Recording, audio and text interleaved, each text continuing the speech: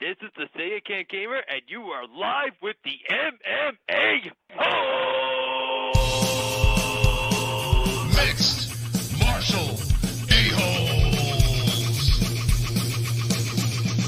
MMA-Holes, MMA-Holes, MMA-Holes, MMA-Holes, MMA-Holes. You like to be a mixed martial A-hole. MMA-Holes, MMA-Holes, MMA-Holes, MMA-Holes, MMA-Holes. No way. From the Queen Studios of New York, UFC 239 Fight Week. Jones, Santos, Holm, Nunes. Stacked card, stacked week. MMA news with the MMA-Holes.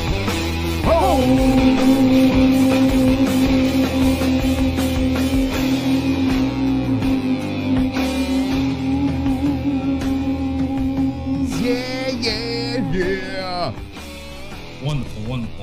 Wonderful. Hello, ladies and gentlemen. It is Season 3, Episode 26 of the MMA-Holes. Missed the Monday show because we had things to do, but it is the July 4th Eve show tonight. And happy Independence Day, Jesse. Happy Independence Day Eve, Mystic Moss. That's right. Wonderful. And happy Independence Day Eve to the entire chat. Welcome, community. We're back with a Fukery show tonight. The Mets are playing the Yankees right now. They surprisingly won the first game of the Subway Series. I can't even believe it. And in the background, they're losing now. That's back to their normal ways. We witnessed 2 home runs. Yeah, this 10 bullpen. minutes before the show. The Mets bullpen is complete trash. Complete shite. And I am not surprised by this. But yeah, now they're down 4-1. So shout out to the Yankee fans out there. I hope you guys are happy. Fuck you. All right, here we go. Let's get right into the wonderful show tonight. Jones versus Santos. Yes, Jon Jones is back in the cage, and it is wonderful. He looks to be in fantastical shape. He is fighting a Santos, and once again, people are coming out of the woodwork and saying that Santos has a real shot at being John Bones Jones, JBH. Yes. What are your thoughts on this card and Santos's chances? What a fire card this weekend. I'm actually really excited for it. It was last fight night. The card wasn't that great. But still some okay fights. But the whole time I was watching those fights, I was thinking about UFC 239 coming up. So there is no what do you think about the card. The card is just great. There's just no question to it. It's a fantastic card. We've got Luke Rockhold on the card, Jan Blachowicz, Jon Jones, of course, versus Santos, Holly Holm, and Nunes. Like, there's just so many fighters on this card that I'm excited to see. So I just can't wait. Yeah, this card looks like it's going to be one of those cards that we're going to have to do the whole entire damn thing.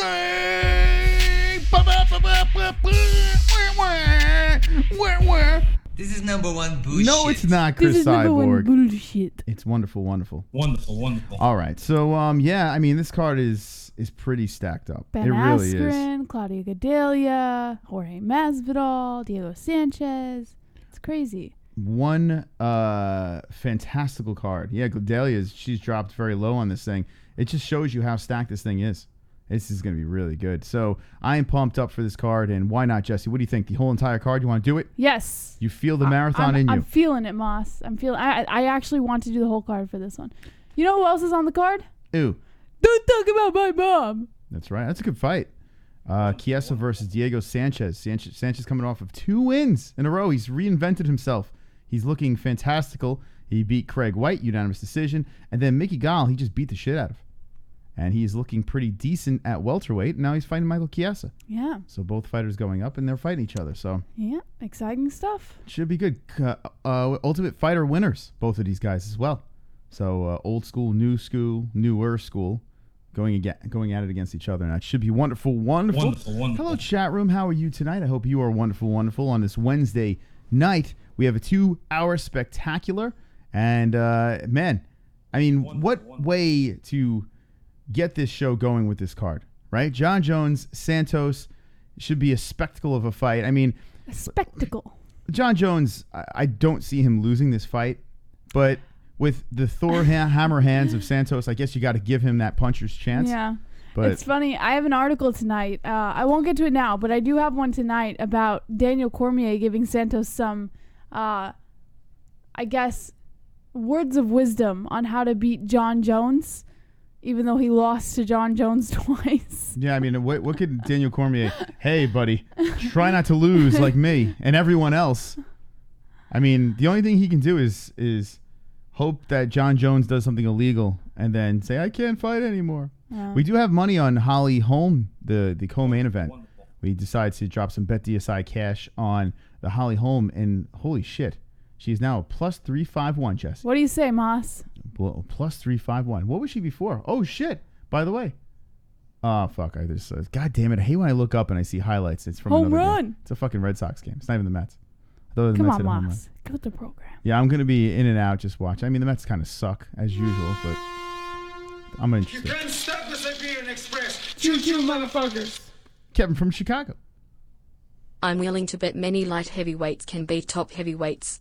These fat, slow lumbering heavyweights would get outclassed by guys like Nikita Krylov, Alexander Rakic, etc. Heavyweight MMA's garbage. DC proved that in one round against Stipe Miocic.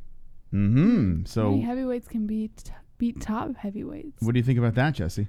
Many light heavies can beat top heavies. Like Jon Jones going up there and challenging these guys. What do you think? I agree with the Alexander Rakic one, or Rakic, or however you pronounce his name. He loves Rakic, by the way. He's, well, and rightfully so, because that guy is a beast, and I think that he has huge potential to be a title holder for sure. It's pretty easy now to say these guys fighting at more of their natural weight have a better chance. I mean, you see the Pettises coming up. Yeah. You know, you see look at Diego Sanchez now rattling off a little winning streak, and Michael Chiesa. You know, you see these guys that are coming up, but they're winning. You know, like, so I mean, it is very possible. It's not impossible. Yeah. The only thing I would have to say to kind of argue that I feel light heavyweight to heavyweight, even though Daniel Cormier has looked very good. You know, he hasn't lost at heavyweight, but I do feel when you have heavyweights with that power, Yeah. I think it's a little bit of a different thing. I think these other weight classes, yes, you're going to experience more power up, but heavyweights have gnarly power in their hands. You know, it's a little bit different. Yeah. I think if we're referring to up and coming light heavies, you know, Rakic was one of them, but even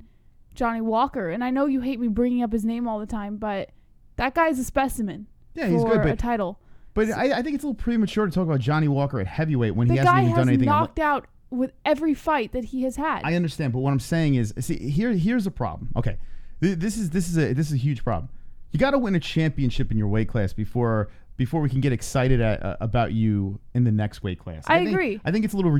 It's kind of premature to be talking about these guys. Well, they're going to be great. Sure. Unless we're talking about up and coming fighters, so we're saying what is our prediction? This isn't like a set in stone. For all I know, Johnny Walker could be the worst possible heavyweight out there. But what I'm saying is, if I'm talking as an MMA fan who just wants to make a prediction for up and coming light heavies, I would put Johnny Walker in the mix for sure. Jesse, you're going to make me hate Johnny Walker. I have a feeling. I understand. Yeah. I You're gonna make me hate him. really think he has potential though.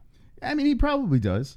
But I like a hype train, but I like a hype train to swoon me, you know, to caress my nutsack. What hype I don't trains like have this. caressed your Oh my nutsack? God, they knocked out 3 people. They are the best. Like I never said he was wait. choke me. I never said he was the best though. Yeah. I just said he was good. I said he was really good. A lot of people fall into that trap. It drives me nuts. Jews who swing snakes. Kevin is a moron. Too much power at higher weights. And that's what I was saying. I mean, I'm not saying DC Kevin's a moron. But DC's a geez. perfect example. He has a lot more power at a heavyweight. No, but you're missing what he's saying. He's saying that the people at, and this is what I was saying too, the people at heavyweight, they pack, like, look at Francis Ngannou, right? You look at this guy sitting up there, just hanging out, waiting around. You know, he's like, all right, come on, bring this light. You mean to tell me that these light heavyweights are going to come up and beat Francis's power? Like, the heavyweights are having a huge difficulty with Francis's power. I can't say Francis's power. Yeah. Francis's No, I power. get what you're saying. Siberian Express. Fuck's sake. Real reviews. I support the MMA-Holes with views, donations, and trying their sponsors. I won cash on BetDSI. Cashing out with USD takes 2 weeks. Even with Bitcoin they have me waiting 3 days potentially is a bad look and amateur of them. 2 thumbs. Oh my goodness. I got to say this. You know, I love Real Real. Oh, that sucks, man. Yeah, I know. He reached out to us, and here's the thing. He got paid the first time, and now he's complaining that it's taking too long to get paid again. It's like, then don't play it. Like, wait, what do you want? We're not the customer service, for God's sakes. Jesus Christ. Kevin from Chicago. Oh, and in my last donation I forgot to mention that I'm a salty ass bitch. I shall forever be known as Kevin from Salty Lake City, and I'm no longer the king of the calls, rather, the king of bad bets. I lost $40 frown that took 12 dish duties to earn. Oh, man. Kevin, that's terrible. Yikes, shots fired. No, he completely flipped his train. I'm confused now. Which one's Kevin? I'm very confused. And getting back to the BetDSI, Real won $3,000 off of the $100 bonus money. There's no other place you could do that. And he's complaining. What is going on? Do I smell pussy? Must be Kev Gina from Chicago. All right. Why is everyone hating on Kevin tonight? I don't know. What did he do? Kevin's getting dumped on. It's crazy. All right, anyway, what the hell? Let's go back into this. I guess it's a fiery topic to start it up. Yeah. Light heavyweights at heavyweight. Kevin sparked up some fire. Let's see what the chat says. What do you think? Do you think these light heavyweights are going to be a big problem for the heavyweights? Let's see what they say, the peoples. OG Sinatra says, Pussy Yo Jordan. Yo Jordan says, I'm sorry you lost money on JDS, LOLs. Gary Thompson says, Francis kills Walker. I'd bet my life on it. Keep him away from heavyweight. Flat says, what the fuck, ha ha ha ha. Flat Deacon laughing in the chat saying, that's not him. Gary Thompson, Rockhold is crap. Way overrated. Kevin from Chicago says, I timed Real out for being a racist. Oh. OG Sinatra says, must be Yo Jordan. Flat Deacon laughing again. Eddie D says, Santos is going to KO himself. Jared Smallbone says, yes. T-Bird, absolutely not. Moss Edwin Alexander, fuck Chicago. CJ, fire into hole. Jenkins, hello, Jenkins. Real. You can do that at every other betting site. They all have bounds. This wasn't my bonus. Oh, my God. This was my cash. Real. Please.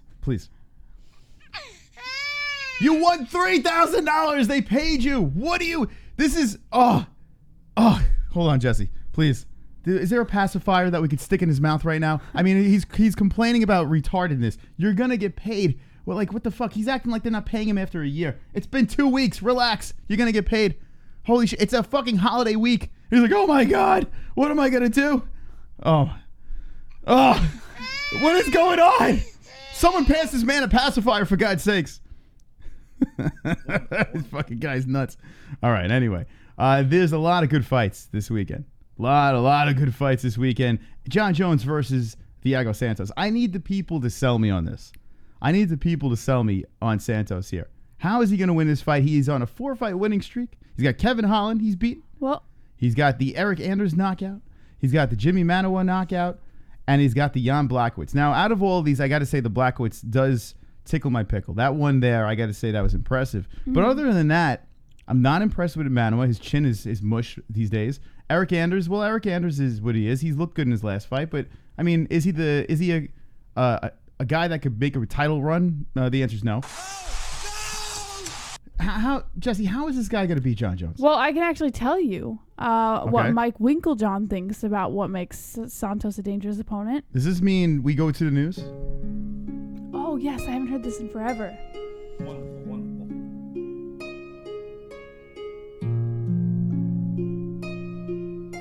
According to BJPenn.com. Wonderful. Ah, dang it. Mike Winklejohn explains what makes Thiago Santos a dangerous opponent for Jon Jones. Since Jon Jones has returned from his suspension, he has been very active. He will fight for the third time since December when he takes on Thiago Santos this Saturday at UFC 239. The Brazilian will be fighting for UFC Gold for the first time in his career and is riding a 4-fight winning streak and 3 wins at light heavy, with all coming by TKO KO. You can't stop the Siberian Express. Choo-choo, Kevin from motherfuckers. Chicago's back. If your car broke down and all you needed to fix it was a wrench, I would be shit out of luck. I got my wrench taken away for timing out Real for racism. Racism is no good for an MMA show, bro. Don't call me a hypocrite. What is going on? I don't understand. Thank you for the donation. I don't know what's going on, but thank you. Jones's coach, Mike Winklejohn, knows Thiago Santos is a dangerous opponent and that they can't take him lightly. This is what he said. Mm-hmm. Yeah, he has that knockout power. He is very explosive and is very good at what he does. He is dangerous and can attack you first, but we have to worry about the counter. That is the most dangerous thing about Thiago. Wickel John believes Jones has several paths to victory in this fight, and one is to use his wrestling. He mentions Eric Andrews' fight against Santos, where the American stepped in on short notice and went 6-10 on takedowns as an example. But the coach also makes it clear they have to be smart when shooting, as Santos can lead or land his uppercut and potentially knock Jones out. He said, quote, once John takes people down, he lands the elbows and it is a bloody mess. So the easiest path to victory is to take him down. But with that being said, we don't want to shoot and he lands a hard shot that hurts John. There are so many things that can happen. When John decided to impose his will, no one can figure him out. But that being said, if he starts walking in, Santos can throw one shot that puts anyone out. Those things can be scary, but I know John can beat him everywhere. There are aspects where we know we have a big advantage, but John is a more well-rounded fighter. All right. Well, I mean, come on. You know Mike Winklejohn doesn't believe this. What he's saying here. Why would he say that? He's just blowing smoke. He's blowing fucking smoke. He knows. He's just giggling as he's saying these things because he does not believe any of these words. Then why would he say it? Because he's full of shit. You know he's full of shit. So he's just, he's blowing smoke up Santos' ass for no reason? Yes, because his fighter is fighting him, right? So he has to say these things to make sure that Jon Jones doesn't take this lightly. That's what he's doing. He don't believe any of that bull. No one believes that. Real. I'm sick of BetDSI. They never paid because they are greedy Jews. Kevin is a salty little man. Let pips squeak peas. I hate niggers that why me and Moss get along. We are one in the same. I secretly hate Jessie because she's a nigger lover. Go Islanders. Real's fired up. I don't know what the fuck's going on there, but the guy's he's spooked, I think. I don't know what's going on. Anyway, yeah, I don't believe that Winklejohn believes this. I really don't. And what's up? I tell you what, we take one night off and holy shit, these donations have been cray-cray tonight, Jesse. What do you think? Is there a full moon or what's going on? Maybe. Can we check the full moon status? I mean, the chat is fucking... The donations are crazy. Let's see. Jesse's checking the full moon. Let's see the status. I don't know. Full cock, maybe? I don't know. What's this, July 2nd? It's July New moon 3rd. New moon just happened yesterday. The new moon happened yesterday. Full moon is not until the 16th. All right, so what is the new moon? Why is it buck black? Moon. What the fuck is a new moon? New moon means there's no moon in the sky. There's no moon. So clearly the audience is like, oh my God, there's no moon. Let's get fucking funky tonight. I don't know. And the Islanders. Who the fuck likes the Islanders? You can't All right. stop the Siberian Express. Choo-choo, motherfuckers. Bumpy Chicago.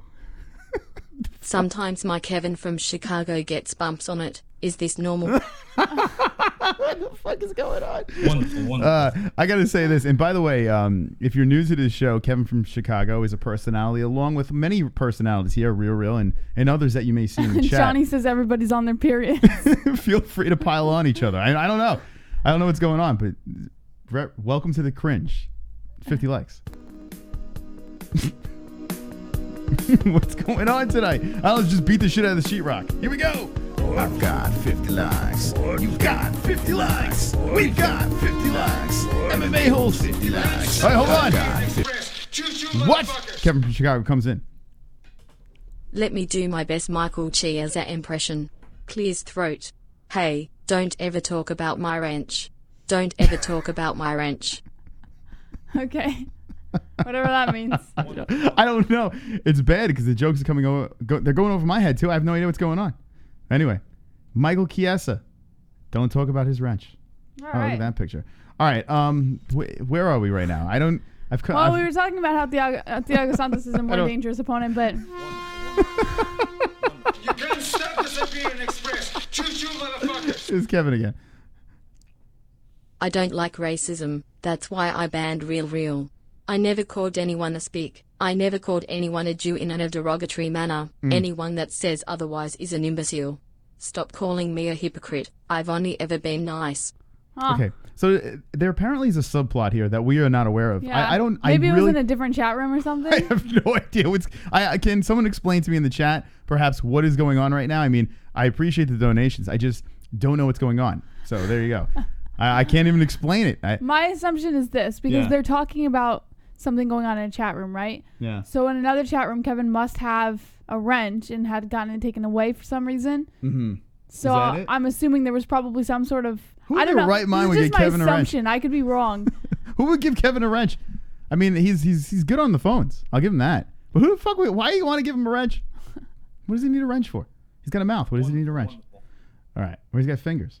All right. So, So Santos, and look at this picture over here. These two. Now, I'm sure Jones has some nice stiletto heels on, but he does look massively bigger.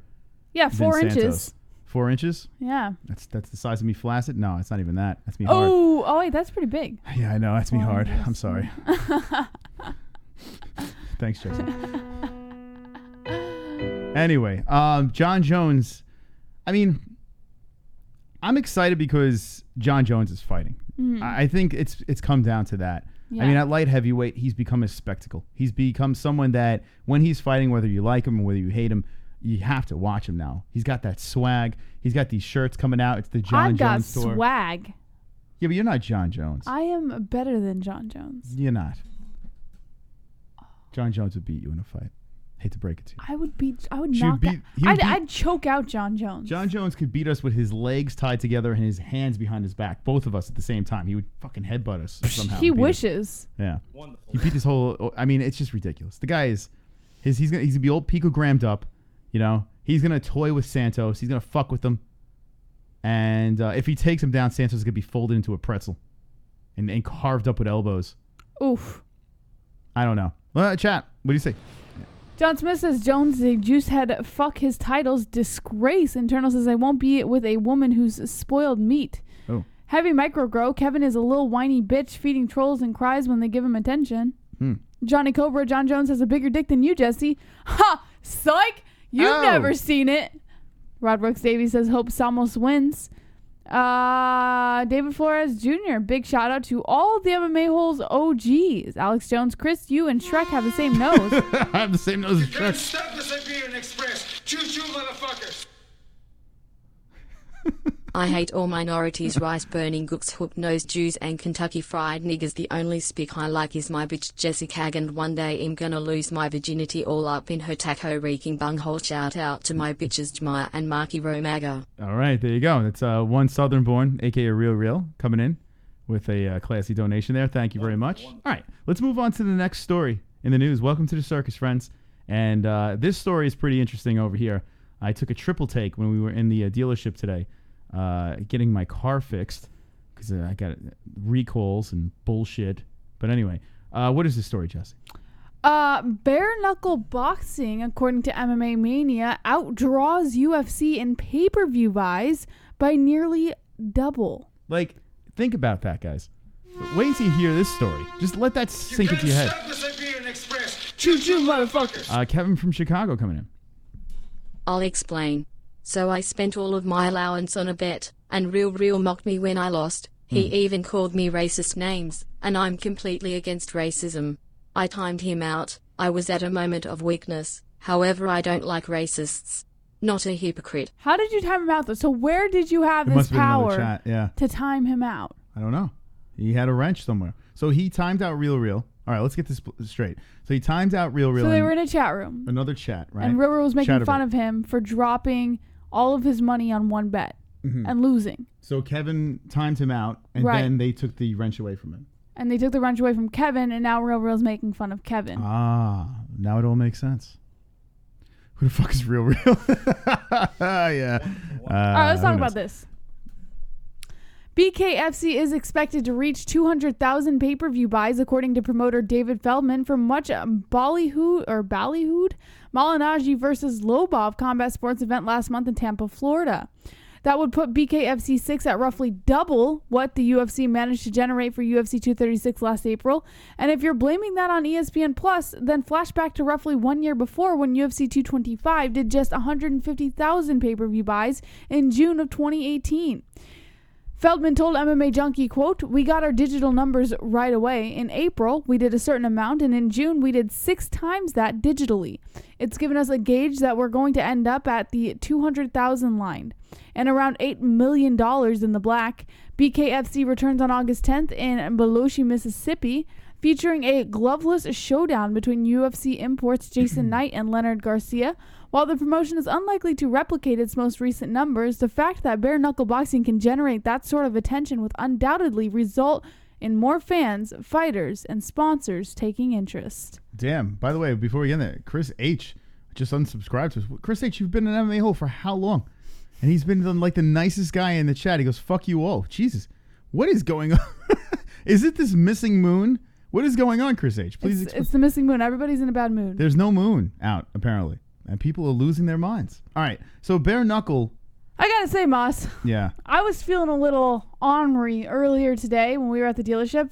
And at first I blamed my hormones. And then I blamed being hungry. Wait, now you're going to get all weird? And now I blame the new moon. Mm-hmm. Oh, so he says he's just kidding, by the way. He pulled a Jesse's leaving. Wonderful. A lot of trolling going. You trolls. You crazy. All right. So you think you're going crazy now because of the moon? No, I blame the new moon. Yeah. All right. Yeah, you were acting a little weird, but I mean, Sure. I'm used to that. So, so this thing with bare knuckle, okay? Like I said, I was flicking through the old news, and I'm like, what the? Bare knuckle? What is this?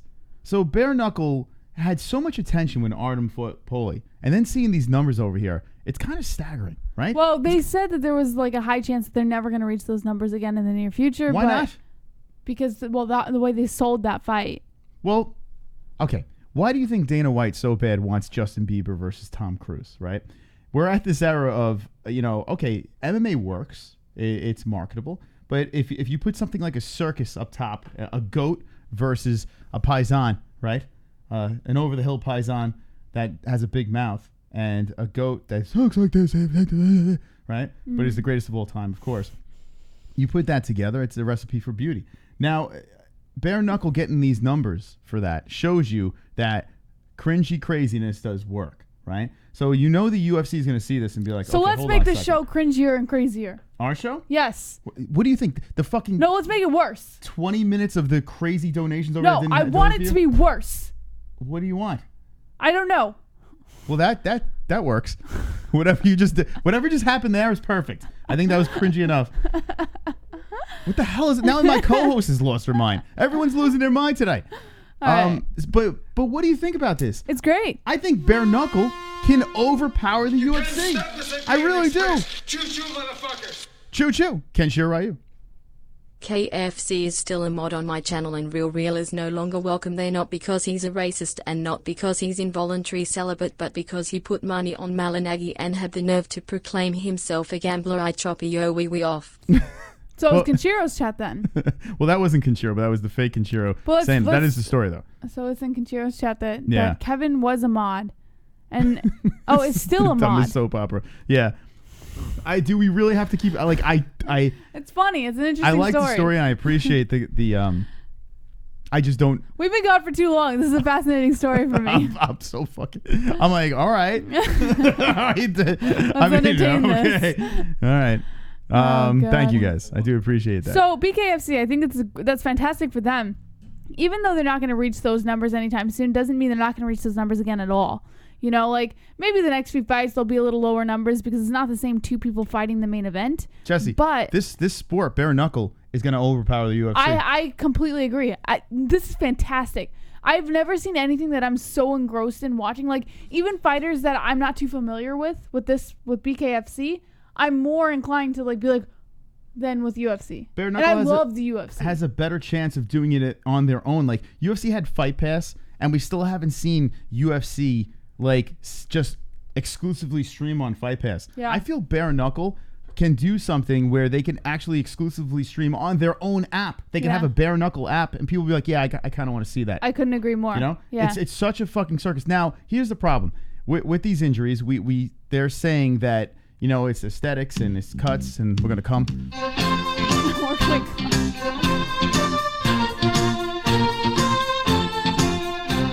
It's a chat takeover.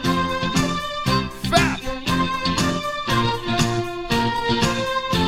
You ready to come? I'm ready. Come on, Rondo. Come on, Rondo.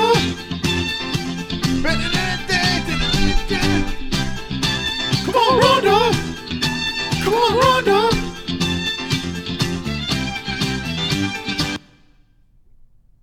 Every time my KFC gets itchy, I use Kevin Saul. If you're Kevin from Chicago itches too, try some Kevin Saul. All right. Get it? Kevin Saul. Do you get it? Yeah, I think it's Vagisil Play on Vagisil? Yes. Yeah. All right, Kevin Soul. Now I know if my genitals do get itchy, I will use that. Thank you for coming on Rhonda tonight. Wow, look at that. Someone came on Rhonda. The MMA-Holes are taking over. Kevin from Chicago. It's not like I get paid per each dish I wash. 8 hours hard labor winged into those $40 to just be mocked by a real? I'm not having that. He can take his hate speech elsewhere. Not a hypocrite, by the way. All right, so there's Kevin from Chicago weighing in on this situation. All right, so Undoubtedly so. welcome to the fucking circus. I tell you what, we missed one night, and then when we come back, right? I'm like, wow, we can't miss any nights. This is fantastic. These people, we've gone fully autistic tonight. Kevin from Chicago, again. It was in combat, buds. My fighter I bet on lost to a runner, someone who was fighting smart, and the guy I bet on got smoked to a weak runner. Real thought it was okay to call me a salty insert racist word here, so I timed him out. I'm not a hypocrite. So it was in combat bets, not Kenshiro's chat. I'm confused. Well, there you go. And now it's cleared up. So it was in combat. But it's still the same story. Okay. You still put all your money in on a fighter. Real made fun of you for losing, and then you timed him out. But did you lose your wrench? The Ian Lev experience. Kevin needs his BBC Priest protein. Maybe 2 or 3. You know what? I got to say this. I kind of want to listen to this stream on Podbean after this. Yeah. It's probably a funnier listener because you don't know what's coming. You just hear the donation. You're like, oh my God, what's going to happen? Thank you, the Ian Lev experience. Vlad is laughing and says, fucking Christ. Yeah. All right. So if you are new to this, we have 133 people. Hanging with the boys. This community has been around. We haven't even hit 3 years yet. And they are quite the bunch. Fucking Christ. We got Manny C. I don't hate bare knuckle, but it's see it dying in a year. By Really? the way, who the hell interrupts the 50 likes song? That's a good As question. if the day wasn't weird enough. My brother is a fan of this show. Woo! May God have mercy on our souls. Yeah, Manny C's brother's here. Everyone in the chat say shout out to Manny C's brother. May he be. Wonderful. What wonderful. is Manny C's brother's username? Let us know. We'll give a shout out to him. I don't know. We're going to find out. This is a weird day, right, Manny C? It is. It is a little odd All right. for... It's a good day. Yeah, It's a good day to be in tight. the middle. All right, let's talk about this bare knuckle. This is a good... So he says it's going to fizzle out. Yeah, I don't know about that. I think this is just going to keep growing. I mean, it's already shown a lot of potential earlier on, and I think that's a good sign for them. So Here's how this sport has problems. Injuries. That will be the death of bare knuckle. yeah, because the fighters can't fight as long. If they could find a way to make sure that somehow these fighters stay healthy, somehow these fighters do not die Yeah. or have severe damage to themselves, then this sport can thrive. They claim it can. I'm going to believe them. You know, if it's bad cuts and they're going to have some scars for the rest of their lives, you could live with that. You know, these guys are fighters. They're prize fighters. They're cage fighters and rope fighters. Well, So- Artem's the only prize fighter in BKFC. They're all BKFC is all prize fighters. These guys are lunatic. Even our buddy, Go buddy. Bob. Yeah, they're all prize fighters. But anyway, I gotta say this. I think that the formula, they tighten it up. They make the press conferences a little bit better. Think about this. They had Paulie and Artem. You know, they dumped a lot of money on them. I feel that it was a complete, you know, let's not make money off of this. Let's Right. just dump the money in. And clearly it did good on the downloads. So now they know it works. So I think if they tighten up their press conferences, if they pull together some perhaps prospects and maybe have a rankings thing or a tournament style, and then they drop a couple of big names here and there, you know, not even, these are washed up fighters, you know, these guys that are fighting each other. I mean, think about it. Artem Lobov versus Paulie Malignaggi, a below 500 fighter Yeah. versus a washed up boxer. Right. Pull that pay-per-view numbers. Could you imagine if some other person with a winning record from the UFC comes in over there? I mean, you have Jason Knight. Yeah, Jason Knight and he's fighting next. Is the BKFC 7 But is he's Jason not. He was Knight's. never a big name in the UFC. But big enough. I mean, well, now he's bigger What in the was bare his knuckle last thing. fight in the UFC? Do you know? Think about Betch Rawlings. Betch Now- Rawlings is a huge name too. She's a And- huge draw. But she went back to Bellator. But think about her when she was in the UFC. No one gave a fuck about her. She went to bare knuckle, and people were talking about her. So this is a place for meh fighters to make some serious cash. Choo-choo, motherfuckers. Kevin from Chicago. I am not a racist. There were times where that dirty border-hopping SPI, I mean that Hispanic-friendly mod Jesse Cag timed out the Kevin from Chicago name, but it was an imposter. That wasn't me. I'm not a hypocrite. I'm being framed. Tonight, Kevin's being framed. I introduce the Kevin from Chicago saga. All night long, Judge Judy. we will find out more about Kevin from Chicago's story. Apparently, he was a moderator. Now he has been stripped. And it's been an ongoing You affair. can't stop the Siberian Express. Choo-choo, motherfuckers. This is Michael Chapman. Kevin, don't worry about these assholes, Daddy.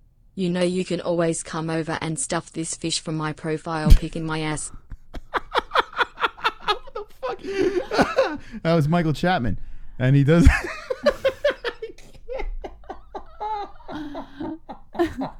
Who the fuck?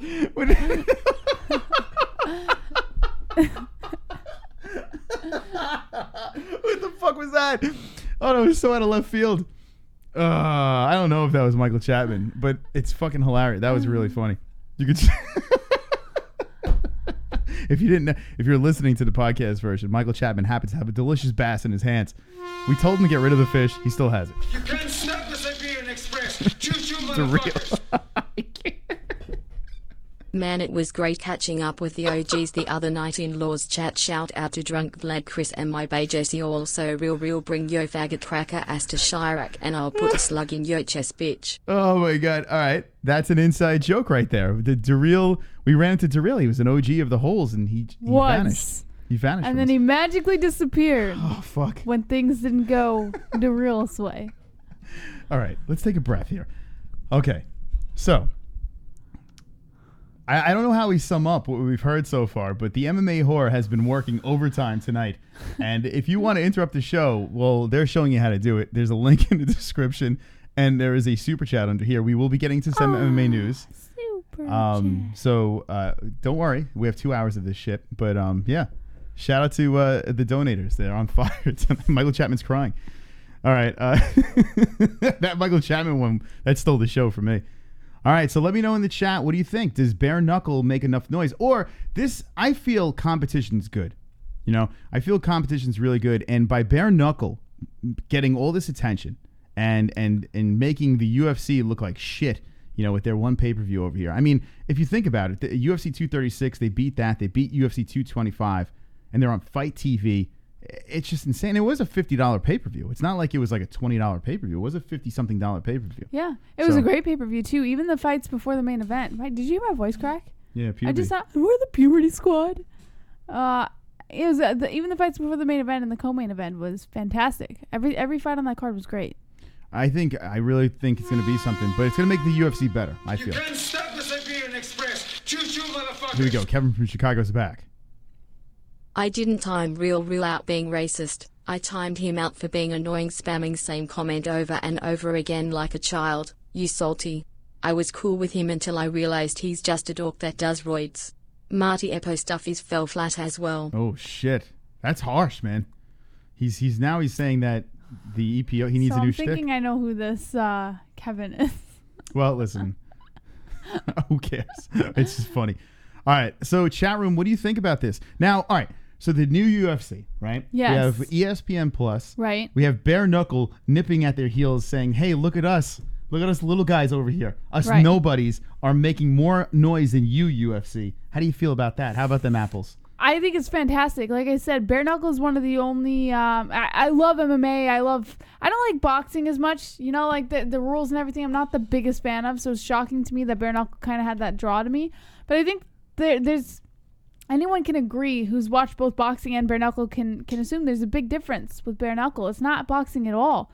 So, listen, there's a huge draw to me to it, which says a lot because I'm an extremely stubborn person and it's hard to get me to, you know, catch on to something like that. So, like I said, bare knuckle is the only one that kind of makes me just kind of focus in, which is really awesome. So I think it's fantastic, and I think bare knuckle can have that ability to keep moving up if they just keep grinding the way they are, you know. What do you think about what CC 2.0 says? John Lineker has been axed from the UFC, which is true, and he says you think he goes to bare knuckle. Shh, we'll talk about No, but hold on. this. I know we're going to talk about it, but what do you think about him going to bare knuckle? That would be. I think it's entirely possible. That's a fantastic move for Lineker. Yeah. Right? Well, John I Lineker? don't even know why he was cut from the UFC to begin with, but... Well, I do. No one You fighting. couldn't stop the Siberian Express. Choo-choo, motherfuckers. Kevin from Chicago. I want my name cleared. I'm completely against racism and spamming. Please everyone, I beg you all, I'm not a racist. This is an MMA channel. Nobody should be calling people kikes, speaks, N-words, etc. I hate racists. Please, I'm not a hypocrite. Okay, there you go. So there, Kevin from Chicago pleading his case over there again. He's spoken his word. That's right. All right, thank you, Kevin. Appreciate it. All right, so what do you think in the chat about bare knuckle? What do you think in the chat about the UFC possibly having to step up their game for the little guys in bare knuckle? Let's see what they say. Mark Wallace, Diego Sanchez will bare knuckle one day. Michael Chapman, you ever just want to cut Jesse's face off and wear it like a cute little hat? Just me? I'm not a racist. I'm not a hypocrite. White Neff, shh. Victor Mosco, bare knuckle fighting. Tony Ferguson will rock that shit. Kyle Freeman, this is hard to watch with people like Kevin. Seriously, stop spamming. D3C, what the fuck? Second sight, but nerked fights. Jenkins, this guy, Kevin guy sounds crazy as fuck. Kyle Freeman, bare knuckle doesn't have a chance without elbows. D3C, come. Internal, nah, it's cool, but come on. Kevin from Chicago, real is spamming. Flat Earth Deacon, shut the fuck up, Kevin from Chicago. No shit, we know you good, relax. John Smith, Gumby is green penis boy. Van Shipman, just have one knuckle exposed. Heavy Micro Grow, Yeah, I'm right? not spamming, you're spamming. That's Alex Jones, That's not a bad idea, right? It's called bare knuckle, right? So in fact, it should just have one knuckle exposed. be bare knuckles. Yeah, it's not called bare knuckles boxing. All right, semantics, guys. What do you think about that? You guys, come on. He's a good point. Jesus Christ. It's false advertising. Men are so impossible to please. It's false They advertising. always It's find correct. something wrong with every situation. It's called bare knuckle. It's bare knuckles. It's called bare knuckle. Like if we were called the MMA hole, that means there could be only one person watching, right? But we're called the MMA holes, so we have a plethora of viewers over here. But, stop But if we it. were called the MMA hole, we would have to ban everyone and just keep Kevin from Chicago, right? I don't know. All right, who would you keep? You had to keep one person in this chat right now. 140 people watching. would right I now. keep? Who would you keep in this chat? Ooh, this is a tough one. Chat room lobby for your Wait, let me think about it. Who Your would life. I keep? I would keep... one person. It can only be one person. Shoot. You know who I would keep? Who?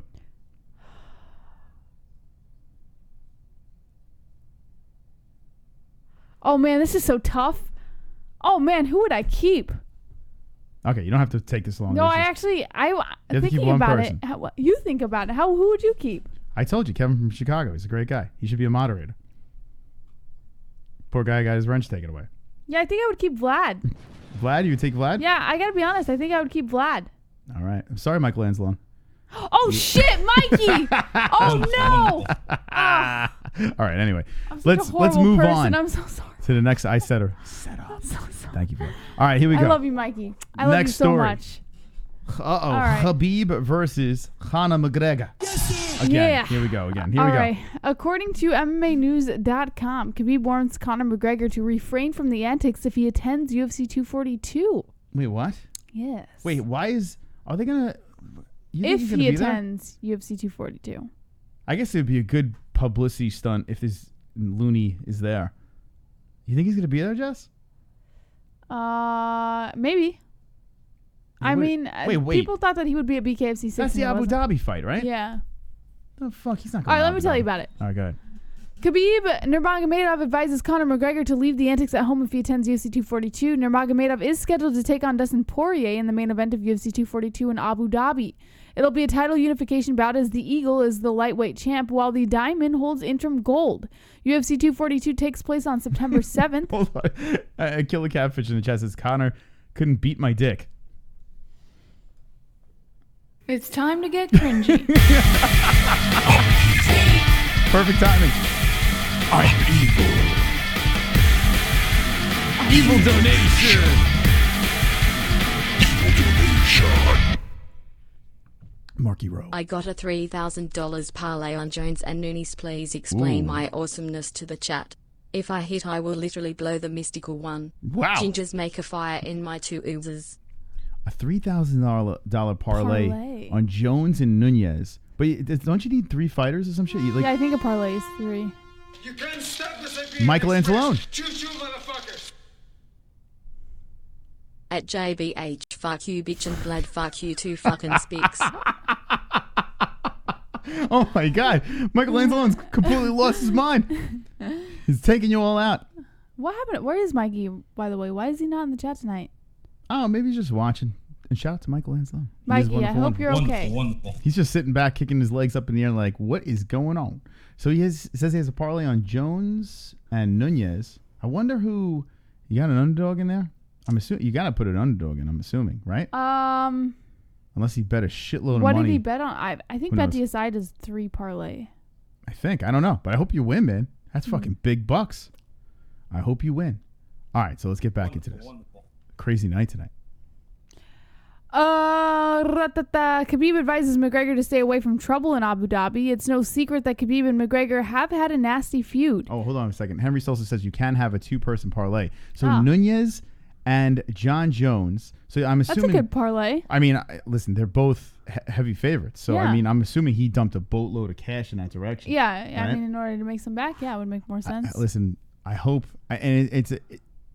They're two almost locks, but Holly Holm scares me, and that's why we put money on Holly.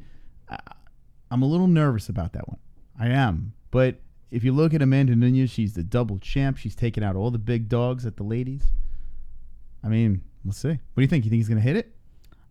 Maybe, yeah. What happened? Why would he get timed out for that? What the fuck? NH is hot, dude, and he got timed out? I don't know. All right. What is going on? What is going on tonight? All right. Wonderful, wonderful. I'm losing my fucking mind. All right. It's no secret that Khabib and McGregor have had a nasty feud.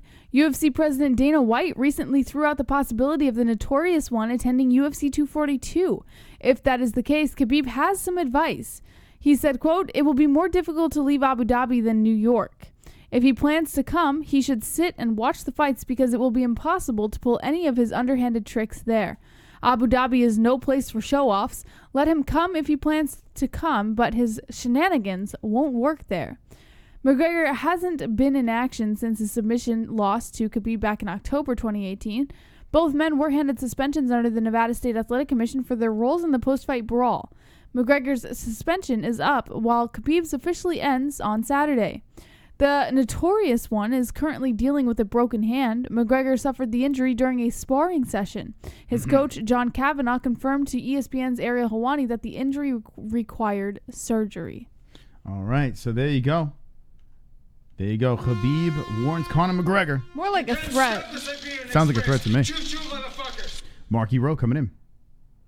Oh, for fuck's sake. No, a parlay is not a threesome. No, what I'm Shaking my head. What I'm saying is, Amateurs. you need an underdog. I mean, unless he must have bet a boatload of money. Yeah. What did he say? He bet. I thought it was a 3,000? threesome, Marky, so call me an amateur all you want. But I don't bet that often. So he probably put He's saying he put $3,000 Yeah. on the Jones Nunes parlay. So how much was that win? How does that work? We're have not no familiar idea. with parlays. All right, let's see. So if he wants to pick, and this is BetDSI over here. Shout out to our sponsor, BetDSI. Let's see. What am I doing here? The fuck's going on? All right, go to MMA. So I think Khabib was threatening Conor. Yeah. Yeah. You can't stop the Siberian Choo-choo. Express. Choo-choo, motherfuckers. You can do parlays with just 2 fights on BetDSI.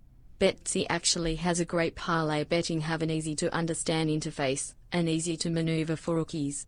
Problem is you'll be 65 when you get paid. Kinda like 401k's hashtag BetDSI 401k. Salty. Thank you, Ruru. Appreciate it. Real reviews. Okay, let's see. So I'm gonna go over to the BetDSI over here. Wonderful, Okay. wonderful. I am going to where the fuck are they? You know, I know they're here. Right I'm here. just That's. give me Holly. Here's no, it's Holloway. Where the fuck's Holly Holm? Did I pass her? Where's Jon Jones? Give me him. Where are they at, Jess? Santos Jones. Jon All right. Jones. So Jon Jones. And Is a Holly Holm minus- is above that. All right. So if we go Jon Jones, right? Okay. Put him there. We're gonna go back. Then we're gonna go to Holly Holm. Just for shits and giggles. I want to see what we can do with this. Holly Holm, right? You go to bet slip. All right. Here's parlay. So if you say if he risked, let's see, 3,000, right? Is that what he said? 3,000. He could win $12,153. That's pretty damn good. Fuck. God damn. If I'm not mistaken, Marky, is that what you're doing? Did you drop? Oh, I'm sorry. Hello. What am I talking about? He said Nunez. Go back, Mystic. That's what happens when you take a day off. All right, Holly Holm. Oh, I did it again. What the fuck? Amanda Nunes. Right? Click her. Amanda. Excuse me. Maybe the Holly Holm bet would have been good.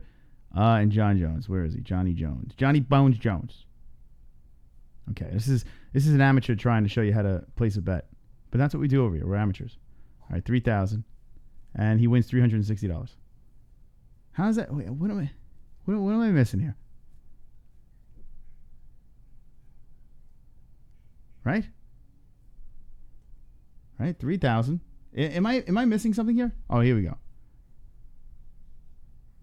Oh, why is it Holly Holm again? Did I fucking do the same? Oh, Jesus Christ. Someone put a fucking bullet in my head. Amanda Nunes. There we go. Oh, watch the MMA-Holes. Watch me fuck. Yes, 360. So I'm confused. I'm confused with the... Wait, Marky Rowe, explain what you did. Let me see if I could go in the chat and see what he did. Sorry I'm late. Drunk Savage. Let's see. What did he do? What am I missing? $1,132 with a win? You can't stop the Siberian Express. Choo-choo, motherfuckers. I'm confused. How did he bet? I run this show now, all of you work for me. I'm constantly mentioned I have people losing their inches, and I got you all to believe I made $3,000 off of BetDSI. Where's my little spick princess at this evening? Did I run her off too? Is the actual real coming in? Thank you. The actual real. All right, I'm going to check this. I'm actually curious of what he did here. I want to get this right. This way I can root for him correctly. All right, so he said he dropped it on Patreon. Let's see. So the Yankees are still 5-1 against the Mets. Well, I mean, I'm not surprised. But hey, the Mets won last night. That's kind of cool. Well, the Mets got to win the next game. Win the series. That's it. All right. He didn't drop it in the Discord. Drop it in the Discord so we can see what you did. All right, here we go. Mosh, you have to click the minus 300 part of the Amanda and then minus 600 on Jones. All right. Wonderful. That's what you got to do. You got to click the minus 300 on Amanda. What am I doing there? See, I don't know how to do this. Jesse, can you figure this out? A parlay? Yeah, it says, Mosh, you have to click on the minus 300 part of Amanda. Oh, so it means this here. Yeah, click right? on that. All right, hold on. Let's X this out. We're going to do it from scratch. I'm going to teach the peoples. Are you doing a parlay? No, I'm not doing it. I'm seeing what he can win. Oh, okay. Sorry. Right? Wait, it's the same fucking thing. And where's Jones? Here we go. Or is he saying you got to click it on? You got to click the numbers. You got to click it on beside here. them. On here, Jesse. All right. So minus 830. Hold on. Let me go back in here and delete this. Ah! Is that what you got to do? See, it says no, don't accept. Oh, I said parlay. No, I said it before, too. Minus 833, right? And then minus 435 Amanda Nunes. All right. Minus 435. There we go. I never done a parlay before. Maybe I want to do one. Right? Then you go to bet slip. And it's under parlay. Look at that. Yeah, but no. But what do you... Oh, the total return is $1,132.80. Oh, so it was right. I don't understand what it says, like the 360. So that's what he wins, right? I would assume so, yeah. Okay. That makes sense. Imagine I fucking hit place bet. I'm not that crazy. Marky Rowe, I hope you win. So I had it right the whole time. I just didn't see this. Oh, what a waste. Anyway, if you go to BetDSI, link in the description, promo code MMA-Hole, you can make your bet for yourself. I'm not recommending you do $3,000. That's steep. I hope, man, imagine Marky Rowe hits that. That's awesome. $1,132. And how do you do it, Jesse? What happens here? Just because you're not in Vegas doesn't mean you can't bet on MMA and UFC. BetDSI offers online wagering and has been paying winners for 20 years. Use the link in the description with promo code MMA-Hole, all one word, and get up to 100% bonus match as well as $25 as a welcome bonus today. BetDSI also offers betting options for everything, including NFL, NCAA football, NBA, NHL, UFC, and all the major sports, politics, reality TV, esports, virtually everything. We play there ourselves and recommend BetDSI if you want to add some excitement for the fights or any other sports you are watching. Once again, go to BetDSI with link in the description using promo code MMA-Hole, all one word, and get this limited time 100% bonus offer as well as $25 welcome bonus to make some extra cash on the sports you know and love. It's only a game until you bet it at BetDSI. All right, there we go. Wonderful, wonderful. All right, so listen, this is our sponsor, BetDSI. Shout out to them. They're wonderful, wonderful. I know how to make straight up bets. The parlays they're interesting to me. But I don't know enough about gambling to do that. So, yeah, that's all I know. That's all I know is how to make straight up bets. Like, I like to go over here to BetDSI, right? And this is what we did. We picked on Holly Holm versus Amanda Nunes. I pick on Holly. Go to the bet slip. Boom, I want to bet $100 on this. We go like this, $100. We make $351. Nice. Choo-choo, motherfuckers. That's how I know how to do it. Anyway. Stop being pussies. I'm a real man. Real men bet on the underdogs. My underdog may have let me down, but I took a chance, just like the chance Real took by spamming and calling me mean racist names. I'm not a hypocrite. Real men are against racism. All right, all right, enough. Thank you, Kevin. I'm starting to get annoyed now. Why? It's they're telling the story's unfolding as the night progresses. All right, so this is the MMA-Holes. Let's get into the next Let's story. grow a thicker skin over here. No, I think they're just fucking around. All right. I don't even know. We don't even know if that's even him. We don't know anymore. Well, look at this specimen. All right, here we go. According to MMA Fighting, Luke Rockhold is looking to go straight through to Jon Jones with a win at UFC 239. We need This is number one bullshit. Thank you, Chris. This is number one bullshit. All right, Luke. I thought you were going to say something, so I paused This is for number one bullshit. what happened? I paused for like 2 minutes thinking you're going to say something. I'm just sitting here. I'm speechless. The show's got me speechless tonight. All right. Luke Rockhold isn't wasting time now that he's fighting at light heavyweight. The former UFC middleweight champ has been out of action for over a year, first dealing with a shin injury that required surgery, and then an eventual move to 205 pounds where he makes his debut this weekend at UFC 239. Mm-hmm. The shift to light heavyweight has been a long time coming for Rockhold, who suffered under a brutal cut to get down to 185 pounds in the past. Now healthier and happier than ever. Super chat, Mark Rowe. Check the Patreon again. I'll check it right now, Marky Rowe. I just looked, actually. Oh, did you? Yeah, as you were spitting out the news. What happened? He bet $3,000 and it's $1,492. Wow. So that's pretty good. I mean, listen, $3,000 is a lot of money. Now, listen, Marky, we have money on Holly, but nowhere near the money that you have. So I pray to the MMA gods that you get this win. A two-person parlay, Jon Jones and Amanda Nunes. And he will win $1,492. I have faith in you, Marky Rowe. All right. What do you think in the chat? Marky's chances. Amanda and Jon Jones are heavy favorites, and if you're going to bet the heavy favorites, you got to bet some serious cash, right? You got to do that. But if you believe that they are locks, that nothing's going to stop those two, why not go for it, right? And Mark Rowe goes for it. Let me know in the chat, before we get back into this Luke Rockhold story, do you think he's going to win? Jon Jones, Amanda Nunes. Jesse, what do you think? What are your thoughts? Well, I definitely think Jon Jones is going to win. And I think Amanda Nunes stands a higher chance for sure. But Holly Holm is not one to be taken lightly. And I think Amanda Nunes knows that. So we'll see about that one. But Jon Jones for sure.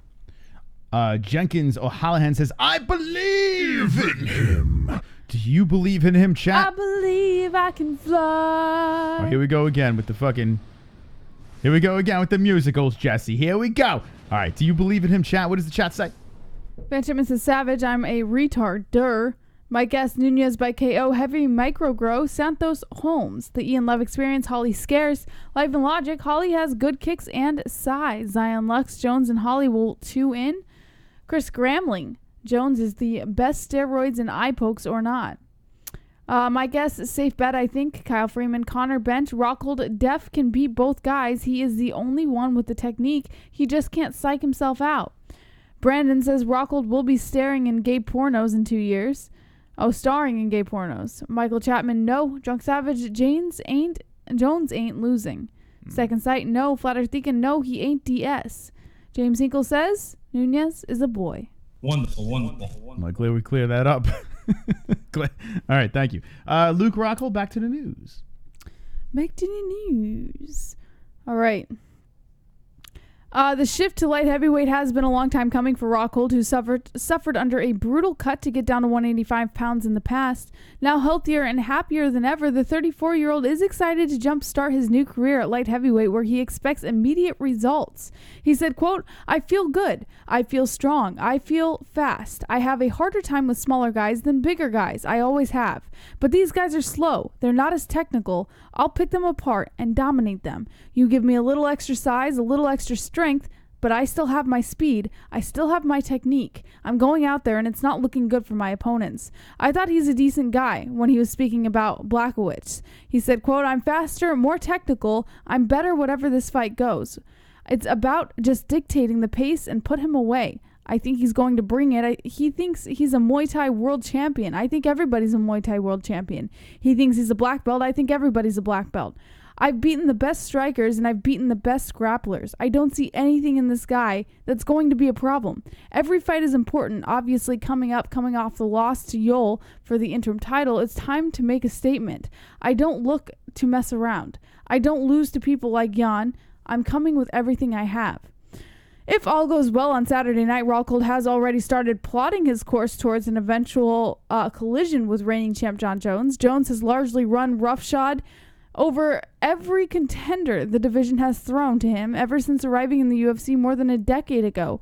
At UFC 239, Jones will face another former middleweight in Thiago Santos, who has gone undefeated since making his own move to 205 pounds. The phrase, quote, anything can happen in a fight, applies with this particular matchup just like all the others, but Rockhold doesn't win Santos as a major threat to Jones or his title.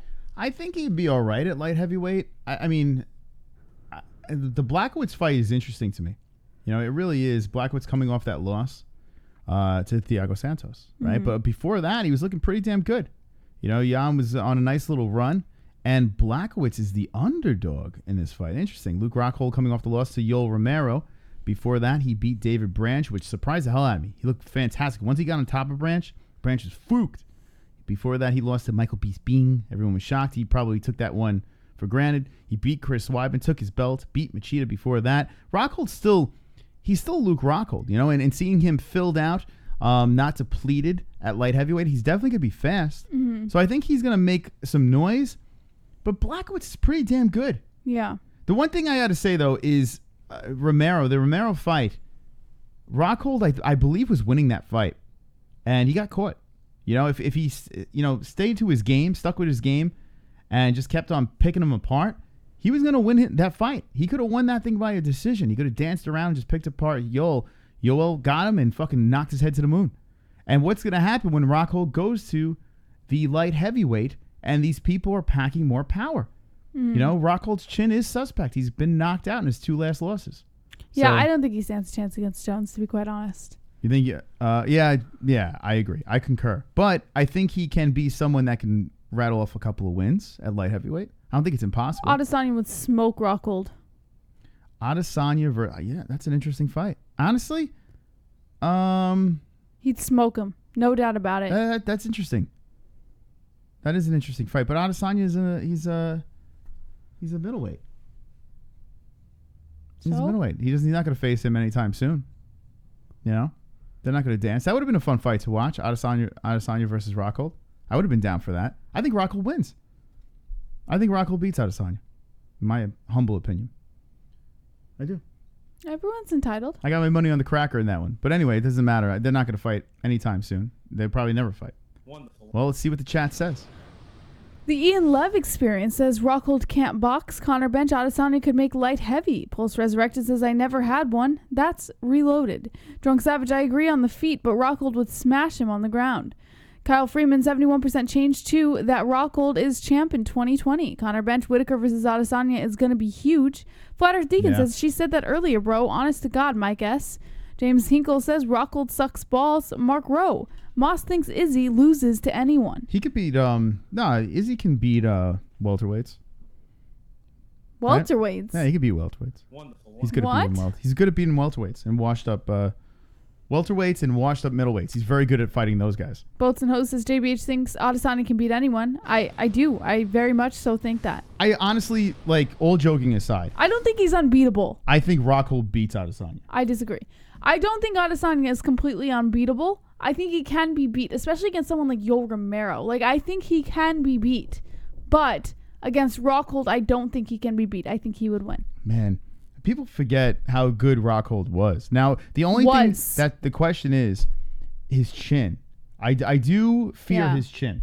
And Adesanya is not the type of person that packs. I mean, he's finished. He has good strike power. But I don't see he's the type of person. I don't know. I mean, Bisping did knock him out. I do feel that Adesanya could beat Rockhold. But like I said, don't be mistaken. I jump on hype trains a lot. I will freely admit that. Like, you guys have seen it. I will jump on a hype train. But I do genuinely feel that Adesanya can beat Luke Rockhold. And again, on that same token, on the reverse side, I do think he can be beat. Don't mistake me. Just because I'm on the Adesanya hype train doesn't mean that I think he can't be beat. Of course, any fighter can be beat. Every fighter has a kryptonite. You're saying Adesanya beats Whitaker. That's why I think you're smoking crack. I do think that he can beat Whitaker. I think it's going to be a tough challenge, and Whitaker's not going to be easy to put away. You smoking some herb. 65-year-old Real is donating. Phew. Finally they paid me at 65. JBH, I have a secret for you. Scoops of whey isolate and 1 tablespoon of macadamia nut oil 25 minutes, 30 pre-workout. 2 scoops whey with 25 grams of carbs post-workout. Hashtag gains, hashtag KFC salty broken beta thanks to Rocco. Well, if you want to talk about pre-workout and post-workout, let me just tell you a little bit about Timeless CBD. Timeless CBD sees a gap in the industry between quality and affordability. All of Timeless CBD's products are carefully handmade at their facility. Each and every batch is third-party tested. This is a CBD company that strives to make top-notch products at prices people can afford. Visit Timeless CBD with the link in the description below and get your hands on only the best CBD products, such as full-spectrum oils, gummies, pain salves, freezes, BCAAs, and more. Use promo code MMA-Hole, all one word, for up to 20% off of your entire order. We use Timeless CBD and we haven't felt this good in years. We recommend Timeless CBD to anyone seeking treatment for numerous conditions. Once again, visit Timeless CBD with the link in the description and use promo code MMA-Hole, all one word, and get up to 20% off of your entire purchase. Yes, Timeless CBD is Wonderful. 20% off. So 4th of July is tomorrow. I hope you guys are going to have a wonderful 4th. Wonderful. Get yourself some Timeless CBD, 20% off the entire store.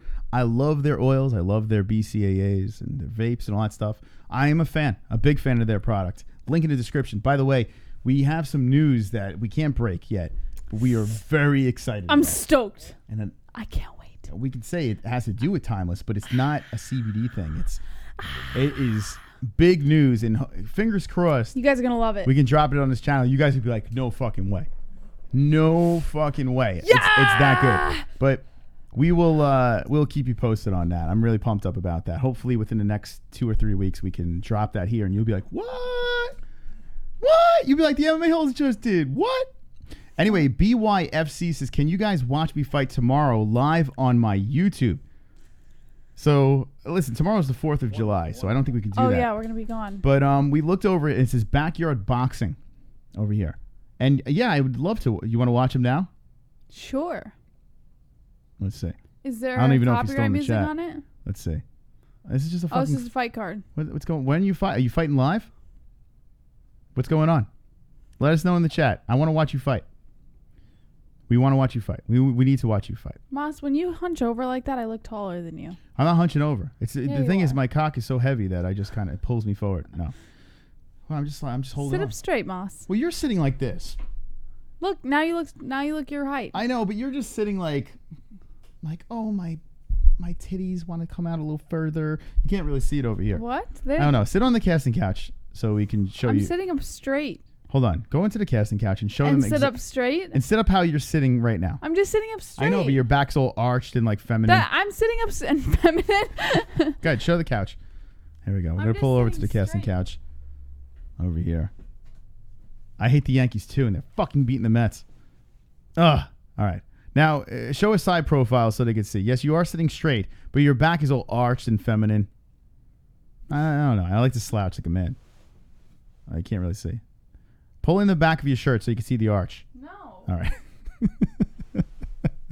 I tried. Why are you so awkward? I am an awkward man. I am an awkward human being. Let's get back into the news. What else do we got going on over there? Oh, shit. Wonderful, wonderful. Oh, these chairs are going to be the death of me. According to ESPN.com, the UFC has released bantamweight contender John Lineker. The UFC has surprisingly parted ways with a popular bantamweight contender. John Lineker was released by the promotion this week, ESPN confirmed with his manager Alex Davis on Wednesday. MMA Junkie was the first to report the news. The decision comes on the heels of Lineker. Hold on a second. I'm sorry. Kevin says I have a caveman crouch. I'm like, I'm actually like the Hunchback of Notre Dame. One day you're just going to be, you're going to say, hey guys, welcome to the show. I'm going to be all hunched over and fucking old and decrepit. Are you I ready keep for that? telling him to stand up straight, Kevin. I need to fucking Please tell duct him. tape like a wood board, like to my back, to You the just back need of my to neck and stand my ass straight. cheeks. I know. I slouch. Gravity has taken its toll. I swear to God, my he's tits? literally going to be a hunchback. I when got he's bad older. posture. I don't know what you want me to say. There's I'm a no sad man. excuse. Just stand straight. I'm sad. I'm just a sad person. All right, let me try this. No, you just roll your shoulders back. I can't do it. I can't fucking do it. You know this whole chat room's hunched over right now, looking at their phones. Ugh. No one's sitting there like that. I should fix my posture, but Yeah, what are you gonna should. do? All right. Anyway, back to Lineker. The decision comes on the heels of Lineker withdrawing from UFC Greenville 2 weeks ago due to the cut he sustained just 2 days before the card. Lineker was scheduled to be in the co-main event against Rob Font. Lineker, who's 31-9, was on a 2-fight winning streak and had won 8 of 9 before losing to Corey Sanhagen by split decision at UFC Fort Lauderdale in April. The Brazilian, known for exciting fights and big knockout power, was ranked number 10 in the UFC's official bantamweight contender top 15. Lineker, who's only 29 years old, had been in the UFC for 7 years with a 12-4 record in the organization. I see Bellator should sign Lineker, says Mike S. I tell you what, I want to see him go to bare knuckle like someone said in the chat earlier. I'm down with that. Lineker is a lunatic, man. This guy swings for the fences. I don't want to see this guy rolling around on the floor. I want to see this man knocking his opponent's head off. Make it happen. Make it happen, man. Lineker to bare knuckle. That's what I'm...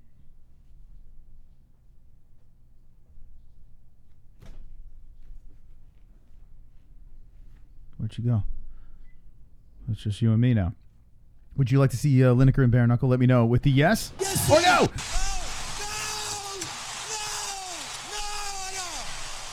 Michael Chapman says, I want to see him in bare knuckle. Big Nick Digger says, MMA-Holes. Wonderful, wonderful. Likewise, DB, that PFL pays $1 million a year. PFL's a good one, too. Fook Mod, JBH vanished. The place for these guys, says Jonathan Wilberg. Yes. Yes, sir. I love Lineker, says DB Cooper. BNDO. Let me bang, bro, says Bingo. Let me bang. They keep BJ, but cut Lineker? Well, BJ, I think Dana is not playing around with the BJ party anymore. I don't think that's happening. You get my letter moss. My letter loss. Drunk, no, we didn't. I sent you a DM on the MMA-Holes.com.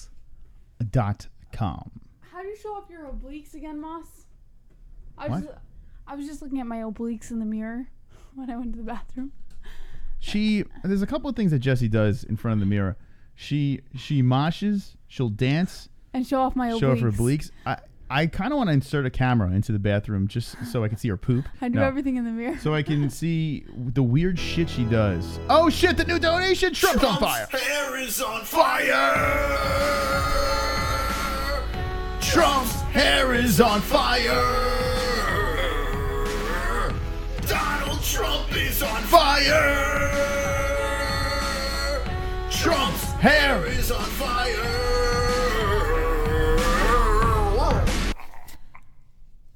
Make hero. Anyone who doubts Uncle Mark's bet is a KFC fanboy.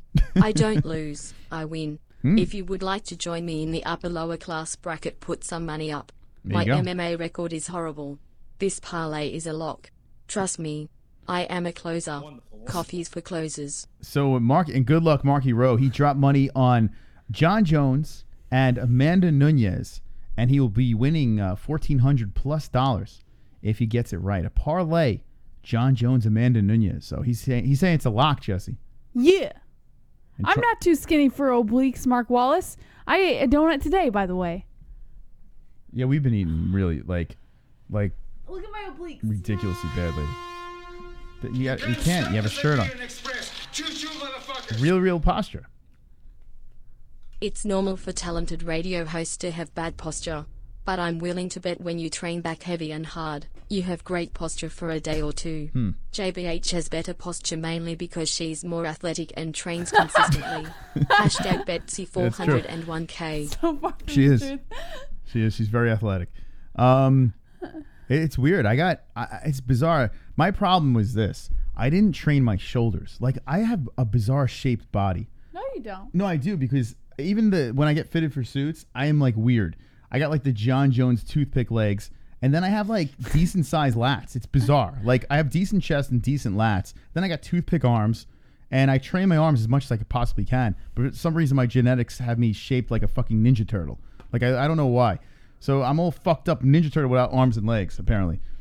But my problem was I didn't train shoulders enough, and I had so many injuries, and my shoulders roll over, and now I'm trying to fucking get my shoulders a little bit better, and they're fucked up. Wait, sit how you normally sit. Don't even try. Just sit. How you how you normally Like sit. this?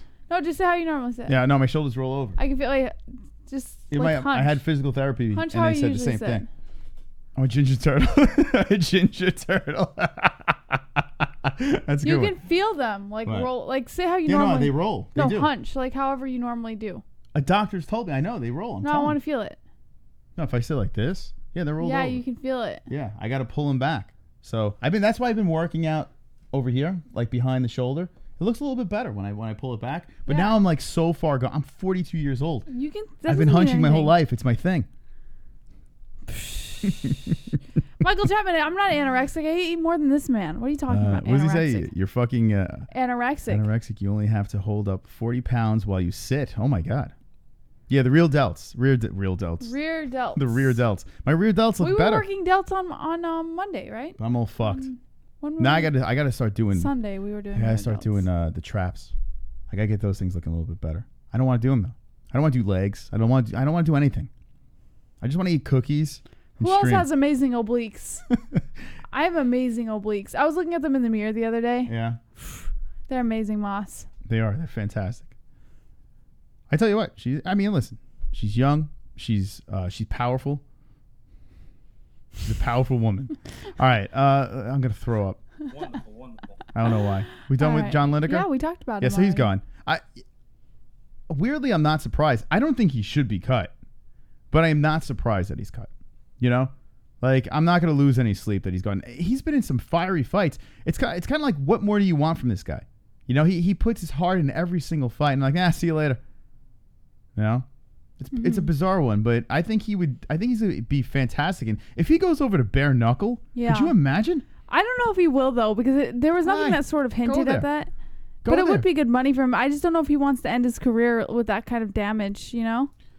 You go to what's it called? Yeah, he's a fucking lunatic. I think he'd be perfect there. Like, yeah, you know, Bellator is cool, and they have been paying, but UFC just doesn't want him. You know, if the UFC still wanted him, the bare knuckle would throw a boatload of money at this guy. They're not gonna throw a ton of money at this guy. You know, he's not even wanted in the UFC. Yeah. You go to bare knuckle, you reinvent yourself, you have your second life, and I think he'd be fiery over there. I would love it. You can do a main event with John Lineker. I mean, he's a lunatic. You Yeah. put one fight in bare knuckle, people are like, yeah, I got to watch this guy fight. Mm-hmm. Anyway, I'm gonna stop lobbying for that. Oh yes, it's me. I love this fight. I cannot wait. Are you ready? Hold on, before we're ready, I gotta What? do everyone's most annoying segment over here. Oh no, this is great. Ugh. Oh, Jesse, thank you for having me back on the show. It's been a while, you know. The Polish power is back. Why is your mouth so I big? don't know. I'm a little sad. It's over my nose. I can't help it right now. But thank you for having me on, Jesse. Of course. Are you excited to fight the the karate hottie? Oh, sure, yeah. I really want to fight her. She's such a sweetheart, nice girl. I got to go back for a title shot, so I don't know why I sound Chinese now. Yeah. I sound like Kenshiro Ryu. Maybe because I'm fighting karate hottie. Well, you're 15-3 right now. Do you plan on going 16-3 or 15-4? Yeah, I think I'll be fighting. Would you ask? I wasn't paying attention. All right. Well, you're 15-3 right now, and you're returning after some time off following a failed attempt at capturing the flyweight gold. So I'm just wondering where you think this fight's going to go and how you're going to be able to bring yourself back after that last fight. I will be punching her so hard her baby would feel it. The little annoying chink on the side of the cage that was crying when she loses. I will be punching her so hard that her eyes will open up fully. Yeah. Do you think this is going to be an easier fight for you than Valentina Shevchenko at UFC 231? Oh, it's a piece of cake. A piece of cake? Yes, complete piece of cake. I will dismantle her with my fists and my feet, and I will make her the karate unhottie. Well, you had an undefeated start to your pro career, and you captured the strawweight title and you defended it 5 times, but now you're facing the roughest patch in your entire career. How does that feel now, knowing that you're going into a fight with a karate hottie? No rough patch for me. The only rough patch is in my pussy landing strip. Well, you did lose 3 out of your last 4 fights. That's a typo, Jesse. I mean, I think you're reading it wrong, Reading what wrong, though? You could possibly be Polish, I mean, Polish people read things wrong. Yeah. You all right, so you're I'm looking for the rebound. I'm still Joanna champion, you know what I'm saying? Yeah, no, I believe you. I love you. I'm madly in love with you, Joanna. Well, thank you. You're welcome. Sucks. So you're looking for the rebound now. Yes, a rebound in no rebound. To your losing streak. I'm still Joanna champion. I mean, it's fantastic, and I'm so happy. I will be putting on performance, and it'll be a wonderful one. I don't know why you're super excited yet. It was only a verbal agreement. I will be defending my belt against the karate hottie, unhottie, but she's not really that attractive. Sure. I'm clearly the hotter woman in this picture, Jesse. Don't you think?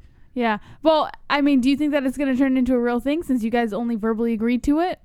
Yeah, of course. I mean, this is an easy fight for me, Yeah, and this is going to be the strawweight, right? 115 pounds? Yes. Mm-hmm. Yeah, I'd be winking after I win, too. And which card is this going to be? UFC on ESPN Plus 19?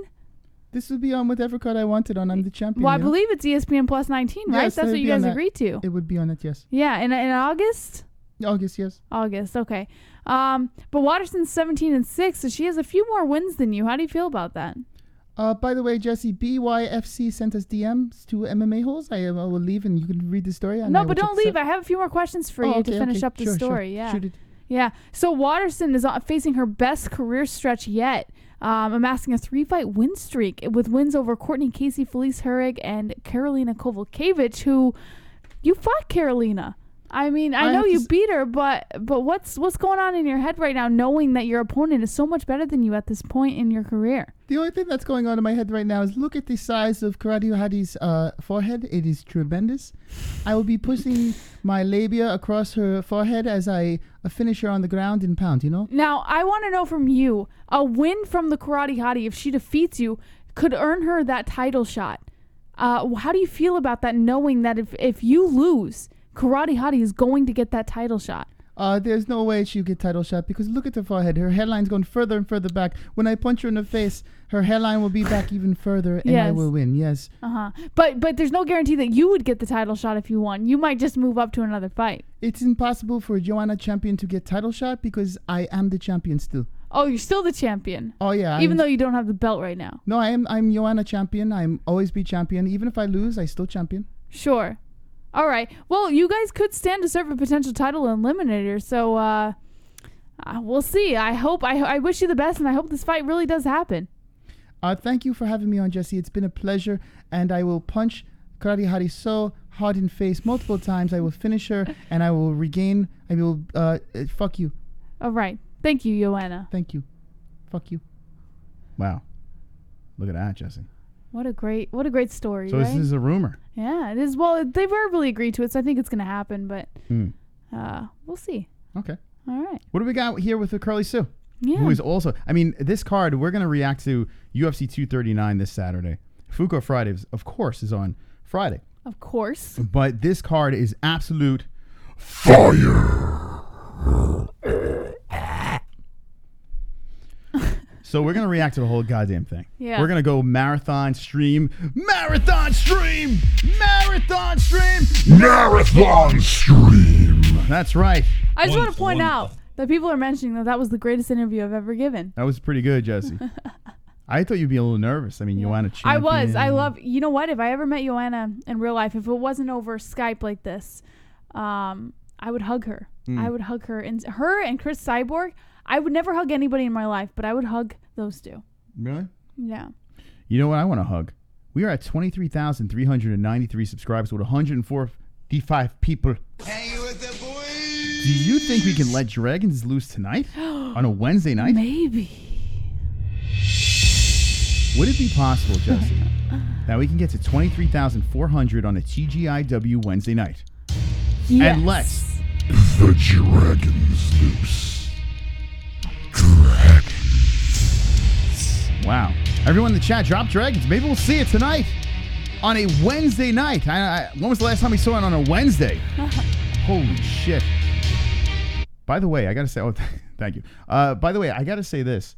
This Saturday stream, Yes. we will go bonkers with subscribers. You This think will so? be one of our biggest streams ever. I don't know what that was. It was like, I was going to say crazy, and I'm like, as I did that between words, I was like, hey, how you doing, guys? I hope you have a good night tonight with the MMA-Holes. Like Tourette's. Holy shit. 23,000. I think we're going to hit, man, I think we might hit 25,000 tomorrow. I mean, on Saturday. I hope you're right, Moss. You know I think what? it's gonna be a big I'm more night. excited for the fights, though, to be quite honest. Usually I'm excited for the subscribers, but I think I'm more excited for the fights. It's going to be a huge night. Dalton. Huge. What's up? Dalton has just subscribed, so who knows? Maybe we'll Dalton. see the Dragons fly. That's why we got some fire over here. It's a fiery show. All right, here we go. Let's go back into the news. Let's get TheMMAHoles.com. right into the news. According to BJPenn.com, Ben Askren Hold on a thinks... second. Sure. BYFC says, can you see my DM on IG? Right now? Yeah, I'll take a look. He's He's the guy that said he's going to show us his fight or some shit. And he wants us to react to his fight. I like to pay attention to the people. All right. All right, let's look. I'll read it. Hey guys, love your channel. By the way, so basically I am a 14-year-old boy and I decided All to right, make... see you later. Stop it. Oh, what? Oh, okay. Good. That's mean. Well, he's 14. What is he So fighting? we entertain RX who's like 12. I mean, listen, I'm happy he's watching. That's All great. right. I am a 14-year-old boy and I decided to make a YouTube channel about boxing and we will post our first fights tomorrow. And it would be awesome if you guys can react to it. Wait, hold on a second. Hold on. I got mainly inspired because I went to Bare Knuckle Fighting Championship 6 and yeah, thank you. Smiley right. face. So, He's wait. sweet. He's a sweetheart. Don't be an asshole. Well, I'm He's not going to sweet. be an asshole. Listen, thank you for the message and thank you for watching us. He's being sweet. Are you telling me here that you're going to have 14-year-olds fighting in your backyard? Is that, and then we're going to react to that? I think, well, are you fighting at a competition or what are you That's what I'm doing? saying. I think he's Well, going let to set him up tell his us. backyard. Don't just assume. Let him tell us. What are you doing? Are you fighting at an actual organization or what are you doing? No, If you're he's fighting 14. What kind of stupid question is that? If you're fighting in your backyard, chances are we're probably not going to react to it. No, I think I kind of want to watch 14-year-olds beat the shit out of each other in their backyard.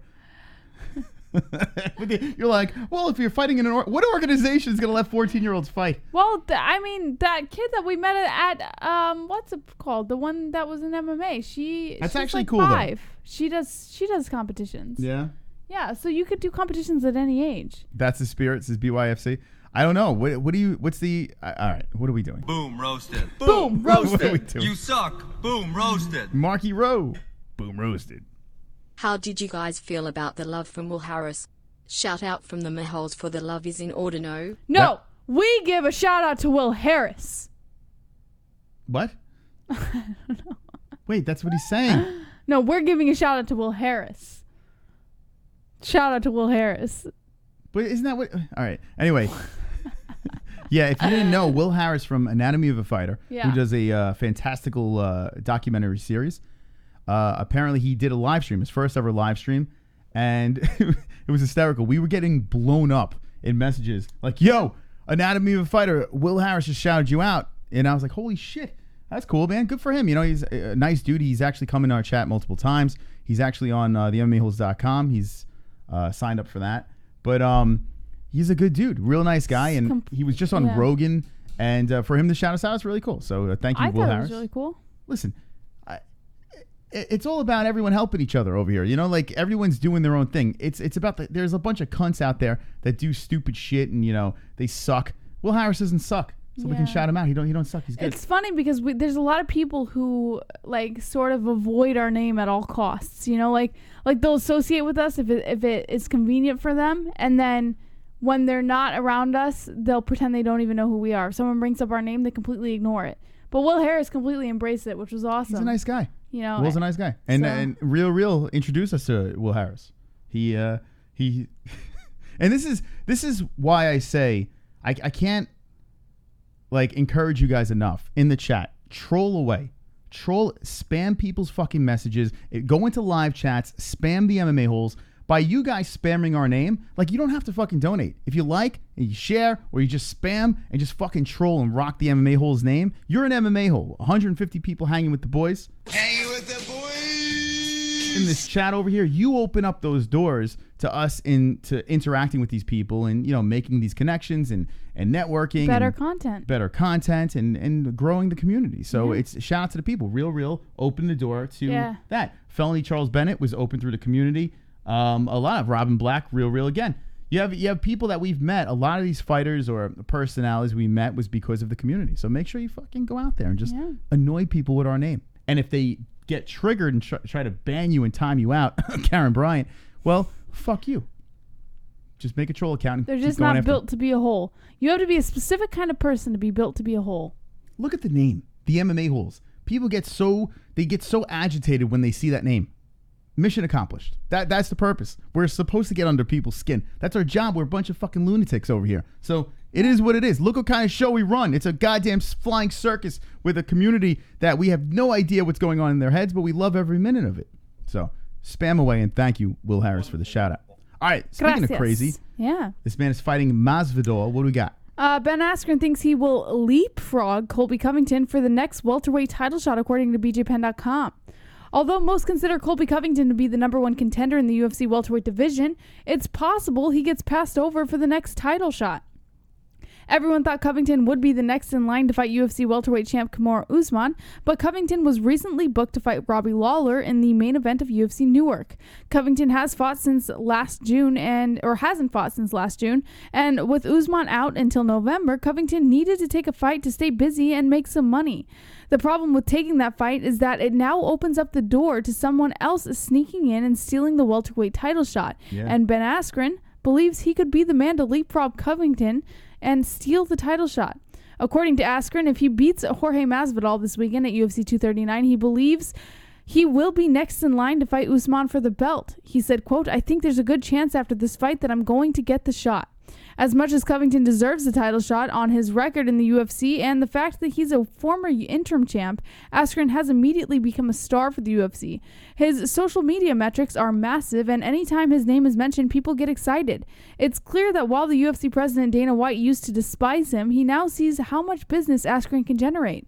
Although Covington is very popular himself, it's clear that the UFC has confidence in Askren's ability to sell a fight too. Of course, Askren has to go in there and beat Masvidal, and that's no small task. But if he can go in there and take care of Masvidal in an impressive fashion, don't be surprised if Askren indeed leapfrogs Covington into the next title shot at 170 pounds. All right. Choo-choo, real matchmaker. The story is way better than Moss told it, folks.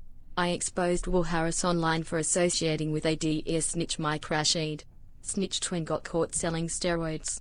Harris flipped out. I later exposed him for having STDs via Tinder #KevinSalty. There you go. There's real side of the story. And it's majority true. I'll give him that. But besides the STD thing, although Will Harris on Rogan, from what I've seen, I didn't see the whole thing, unfortunately, because we're not allowed to watch Joe Rogan over here. Why? No, I'm just joking. Will Harris did go on and on about he loves sex. He loves the ladies. Rogan was saying, Will Harris is saying. Yeah, he likes to party, likes the women. So I mean, well, he did. He's now very business minded, but he's still banging. He used the to bros. go out for the ladies. He's still banging them. Well, if you were watching, we know you're still. This guy's 6'5". He probably has a hog the size of our fucking desk. I mean, could you imagine? It doesn't matter how big his hog is. Why? Being 6'5" is From a female perspective, being 6'5" is already attractive enough. So, just gonna leave that out there. So you're saying I'm gonna look like an infant next to Will Harris at my 5'9"? No. As long as you're taller than the girl, that's all that matters. You notice? But he's 6'5". Like, how tall is Joe Rogan, by the way? I don't know. Thanks, Jesse. I'm sorry. No, that's not what I meant. Good thing I got a good personality. That's not what I meant. You mean that's not what I meant. 5'9", 42-year-old is not hot? No, Maz? That's not what I meant. God damn it! How dare you? How dare you? She's like, wow, those 6'5". Well, stay away from Jesse. She already, she likes the BBC already. That's stay not away. what I meant. All right, here we go. Let's look at Will Harris. That's not what I meant. Hold on. He put a picture up of him and Rogan. Let me see. Will Harris. Let's go on him. He's Anatomy of a Fighter. Wonderful. He's been posting a lot of shit. Where's the picture? See, so Joe Rogan's like, okay, buddy, you can take a picture with me, but you have to get on one knee because I'm 5'3". You can't be standing up with me. Although Joe Rogan does have the TRT head. Rogan's just crouched over. Yeah, I guarantee the deal was this. Rogan's like, listen, you can have a picture of me and my wolf. I have no problem with that, my dire wolf. But I refuse to stand up next to you. You're 6'5", and I do not want to be next to a 6'5" man. So let's bend over next to my wolf, so I look like a badass. My head will look bigger than yours because of all the all the testosterone in my body. Short. But yeah, that's pretty much. I mean, listen. He's like a basketball player, Will Harris. Well, he was so tall. What do you mean? Like he was a basketball player? That's but he should be in pro basketball right now. What's the odds a 6'5" black man play basketball, Jesse? I mean, it's mind-boggling stuff here. Oh, stop it. There he is. So Will Harris, shout out to Will Harris. He is wonderful. Wonderful. All right. Back to the news, JBH. All right, Mystic Mus. According to MMA junkie Aljamain Sterling. Funkmaster. Why he declined Jon Jones' early invitation to train at Jackson Wink MMA. Aljamain Sterling met Jon Jones during his amateur career and almost ended up training at Jackson Wink MMA. In fact, Sterling and Jones went to the same school in New York for a short while, and Jones invited him to come train with him in Albuquerque, New Mexico. He said, quote, Jon Jones actually invited me to come down when I was debating whether or not to go back home to Long Island after school was over and trying to figure out where I want to move. I didn't even know that gym existed. Weidman, Sarah Longo, I didn't even know that existed because I was all the way upstate, and sure enough, I was glad that I made the right choice. Sterling, who's 18-3, has found a home in Long Island, training under the guidance of coaches Matt Serra and Ray Longo, alongside former middleweight champ Chris Weidman, Ali Aquinta, and Merab Dvalishvili. The top bantamweight contender seriously considered Jones's offer, but ultimately decided not to go. He didn't believe he'd get the individual focus he was looking for at the early point in his career while training at such a big gym. He said, quote, it's crazy. I almost went. I told him, John, I just don't feel like I'm going to get the right training. I don't feel like I'm going to get the attention you get. You're Jon Jones. I'm the amateur guy that's only a wrestler, and I get that. You got to put in your time. Put in your work and earn your spot. Jackson Wink staple Diego Sanchez recently announced his decision to leave the gym. After spending much of his career there, he felt like he wasn't getting the attention he deserved. Sterling sees where Sanchez is coming from, saying, quote, it's hard to do that with a lot of high-level guys in one room. Like I said, one coach only has so much time and hours in a day to work with everybody, so I feel for Sanchez in that situation. For more upcoming UFC events, check out the MMA schedule. All right, so Aljamain Sterling was on our show the first time, and he did speak about the whole Jon Jones situation. He's known Jon Jones for a while now, and he made the right move, I believe. You know? You think so? I think he made the right move. Yeah, I agree. With his fighting style. Now, when in the beginning, he kind of failed. He reinvented himself and fine-tuned himself, and he looks great now. He looks fantastic, and he has a very good shot at being a champion. Yeah. So shout out to Aljamain Sterling. What do you think if you went to Jackson Wink? Would he have been in a different position? Yeah, I think if he went to Jackson Wink, he certainly wouldn't be where he is now in the UFC. I mean, Jackson Wink is fantastic. It's a fantastic gym, but sure. I don't know. I think But he like fell you in the right said, place. there's a lot of high-level fighters over there, and it's easy for Jackson Wink to focus their attention on the high-level fighters and forget about the low levels. So I think it was a smart move by him. I think by him building his career here at Ray Longo, like, or Sarah Longo, I'm sorry, he managed to build his career up. Now, if he wanted to move to Jackson Wink, I think that he would have more of an opportunity to be seen and paid attention to because he's already got a high level career. This kid is this kid is killing me. BYFC. I can't. Now I know he's 14 years old and he's talking about how he's gonna dismantle his opponent and he's gonna knock him out. Listen, we don't. Maybe he is. No, Jesse. We don't encourage kids to fight in the backyard. If you're gonna beat are they fighting in the backyard? That's what they're doing. He's gonna fight. Did it's he say 4th of July tomorrow. What he's gonna be doing is he's gonna be fucking setting something up in his backyard, recording himself and his other friend, 14 years old, going at it, beating the shit out of each other, and then putting it on YouTube. Are you sure that's what he said? Are you sure it's not a competition? No. What kind of chill 14-year-old? There's competitions. What are you talking about? He says he's gonna knock him out. What the hell? Are you opening the telecommunications device? Probably not tonight. Maybe we'll do it on Fuko Friday. Oh my goodness. Set up the fight with him and RX. He's 14. But wait, what is she talking? that little girl that we met at that place. She does competition. She's like 10 years old. Jesse, when we went to Coney Island, we met this 14-year-old girl. She's training jujitsu. She does jujitsu. She's like 10. She's like 9 or 10. She's doing jujitsu. Yes. What? There's not boxing competitions in your backyard? I'm not saying in your backyard. I'm saying actual boxing competitions at 9 or 10. He didn't say anything in there about your backyard. Choo-choo, motherfuckers. Choo-choo. Did you guys hear when Will Harris admitted on Rogan's show how he lied to his friends? Raising money, saying it was for a trip to play ball overseas. Lie, he flew to Asian country for a girl. Scumbag move. Blacks even rob and lie to friends and family. Oh stop it. Oh my goodness gracious. Oh, stop it. Look, he's saying nope, no headgear. It's gonna fucking Jesse's like, yeah, go for it, knock him out. No, listen, I'm not saying that. Listen, if it's in your backyard, I would never encourage that. But I'm saying in the message, he never said anything about it being backyard. And I'm with you. I agree that if it's in your backyard, I'm not going to encourage it. We've seen competitions for younger children, and it's possible that it is for a competition. There was a day, a long time ago, I was 14 years old. Many moons ago, I was 14 years old. And if I saw a channel like this, I would be saying the same thing. I'm going to fuck up my buddy tomorrow. Tune into my YouTube channel. YouTube wasn't even around when I was 14. That's how old I am. And I would have said, tune in tomorrow as we used to fucking fight. Me and my friends used to fight. What are you talking about? You know this kid is going to fucking set something up in his backyard. I don't know that. And he's going to fucking sock his buddy in the face. Mm-hmm. And you're like, yeah. Well, I don't know that, so I can't. Well, I'll probably still check out the channel. But we don't, listen, here's the deal. Let me make this very clear, all right? Because the YouTube's is a little cray-cray. If you're fucking 14 years old, do not fight each other. And if you're going to fight under organized rules, under a legitimate, like Jesse said.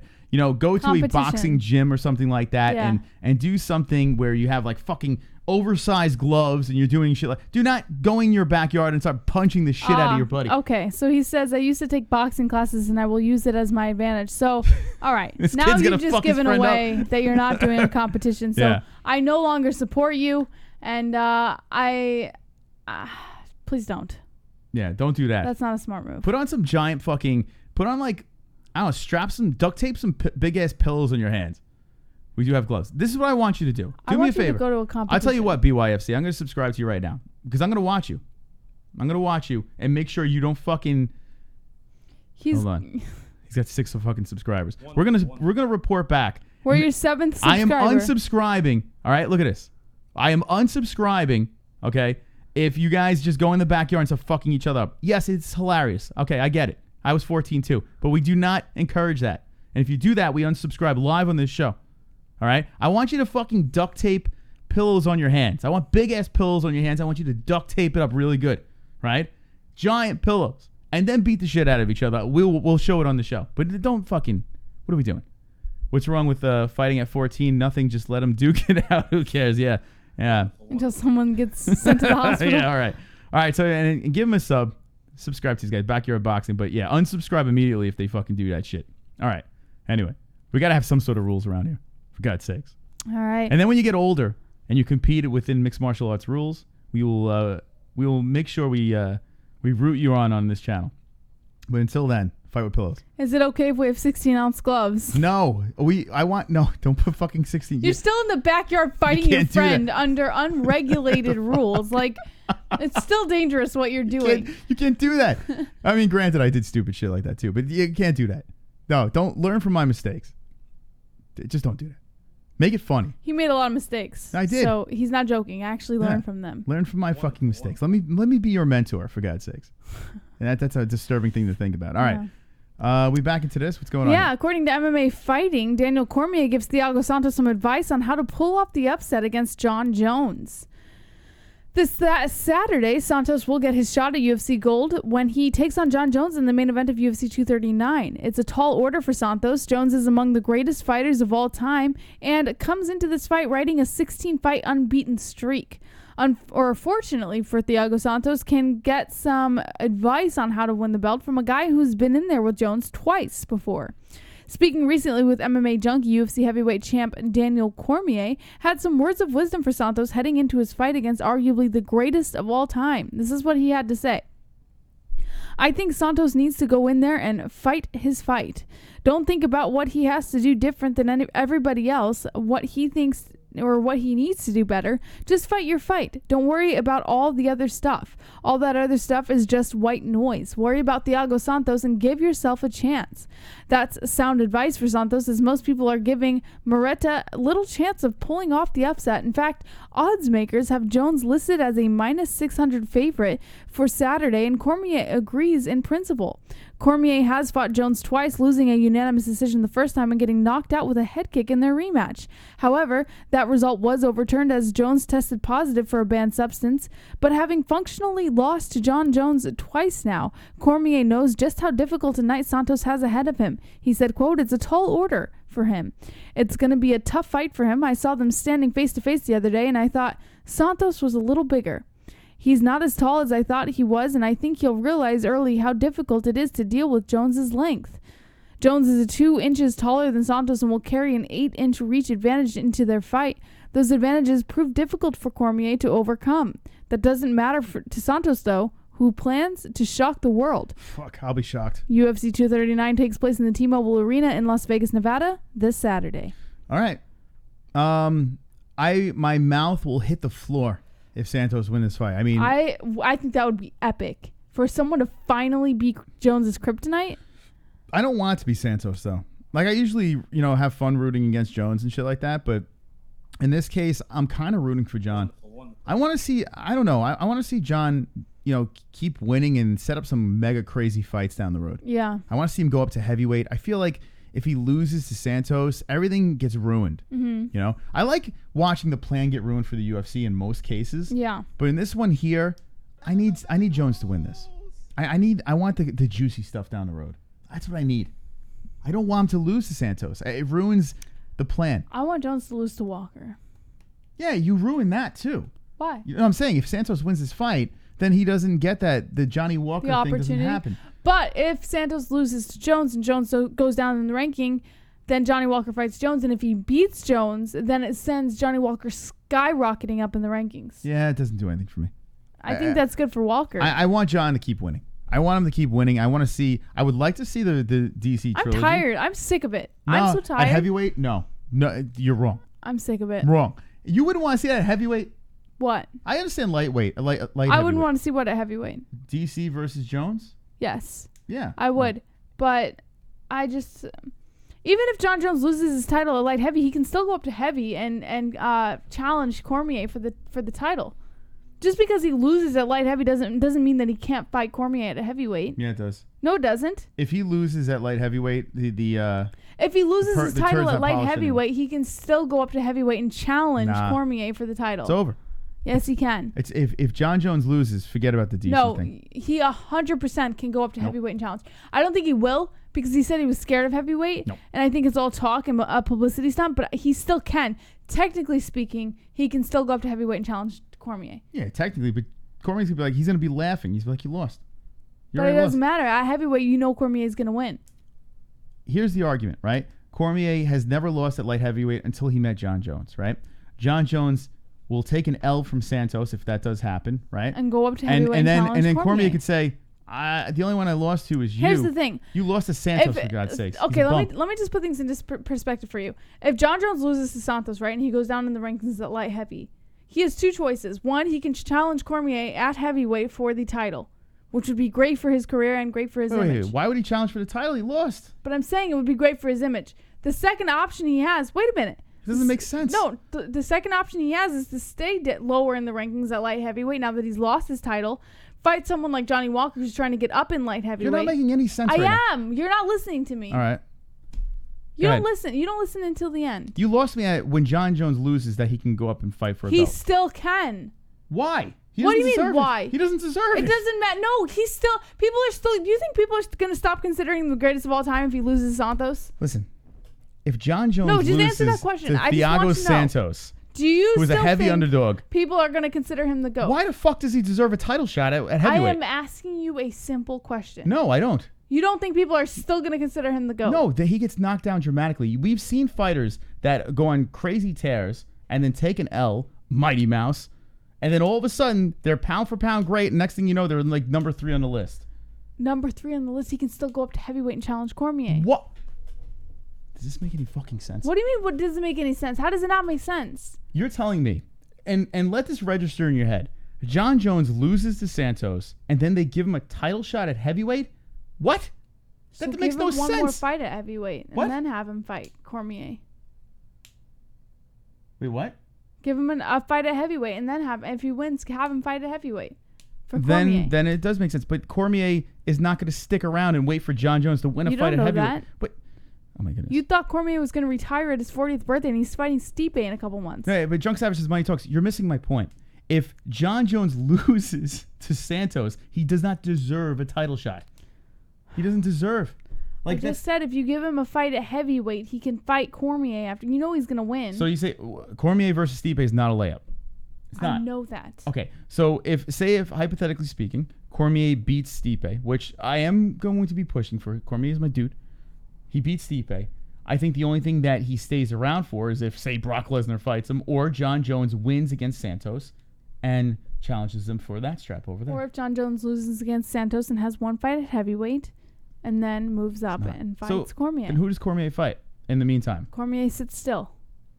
He's fucking 40. Who cares? You said he was going to retire at his 40th birthday and he still didn't. What? You said he was going to retire at his 40th birthday. I never said that. He's waiting for a fight with Stipe Miocic. Wait, I said Cormier's going to retire when he's 40? Yeah. When? What do you mean? I don't know when. All right, let's read the chat. I think that's fake news. I don't even remember saying that. All right. Steeler says Jon Jones will beat DC at heavyweight. Jon Jones is too skilled and he is more athletic. Chrome to your dome. DC is going to retire after the Stipe fight, win or lose. Craig Kishlin says, don't listen to Jess. She was all for watching 14-year-olds fight. I never fucking said that. Seriously? What? I'm laughing. I never said that. What? I didn't know they were fighting in their backyard. You wanted the 14-year-olds to go at it. I know how you work. Sometimes I want to fucking punch you in the face. Like so fucking hard because you deserve it so much. Oh, it's called busting bulls. No, you deserve to be punched in the face. Stop being female. Be an MMA. Are you kidding me? We should, instead of don't be an a-hole, be an MMA. Don't be a female. Be an MMA. No, I'm kidding. All right, let's move on. This is getting ridiculous. Do not go there. Wonderful. By the way, Rockhold versus Weidman. What is this about? Sonny D says hurt his face. What? I was reading the chat. Oh. According to MMA Mania, Chris Weidman eyes Luke Rockhold rematch at light heavyweight en route to Jon Jones. Former UFC middleweight champ Luke Rockhold will make his light heavyweight debut on Saturday when he faces off against Jan Blachowicz at UFC 239 in Las Vegas, Nevada. It's part of Luke's quest to face off against current 205-pound champ Jon Jones. But before he gets there, not only does he have to score a win over Jan, but he will likely run into an old face as Chris Weidman is also climbing up to light heavyweight and also has eyes on Bones. So the chances of Luke and Chris running it back before any of them get a shot at the title is very likely, and All-American is all for it. He said, quote, "That's definitely on the agenda. I don't know if that would be my first fight or not, but I think your first loss definitely hurts the most. To have that opportunity to get that one back is definitely something I want to do. Rockhold dethroned Chris from the top of the 185-pound mountain at UFC 194 as Luke handed him his first ever loss by knocking him out in round number 4. And while Weidman is all for getting his first loss back, the big prize is still Jones. He said, quote, "I've got to fight some other guys first, but at some point, that's the goal. When I was at 185, the goal was to hold the belt at 185 for as long as I could, then go up to 205 and win the belt over there. It didn't work according to my plan perfectly, but now I'm at 205, and I definitely think I have the tools to beat Jones." Chris has had a rough go as of late at 185 pounds, losing 4 of fight, getting knocked out in all of his defeats. Still, while Weidman doesn't expect to be in immediate title contention, the contenders are running thin for Jones, so getting into contention might not be long wait for Chris. Of course, Thiago Santos is ready to shock the world this Saturday in Sin City, which will lead to a new direction for the light heavyweight division if he can pull off the upset. Yeah, I think that's what's going to happen here. Weidman's going to be chasing Rockhold. I want to see the rematch. I want to see it before it was supposed to happen. I'm interested in it. I'm actually interested in it. Some people are done with Chris Weidman. They said finish. He's done. He's finito. I mean, I think you've seen guys reinvent themselves, and it's not like Chris Weidman. I don't think his chin is gone. I think he's just got to pull his shit together, and I like to see him. He's a big guy for middleweight, so I'm interested to see him at light heavyweight.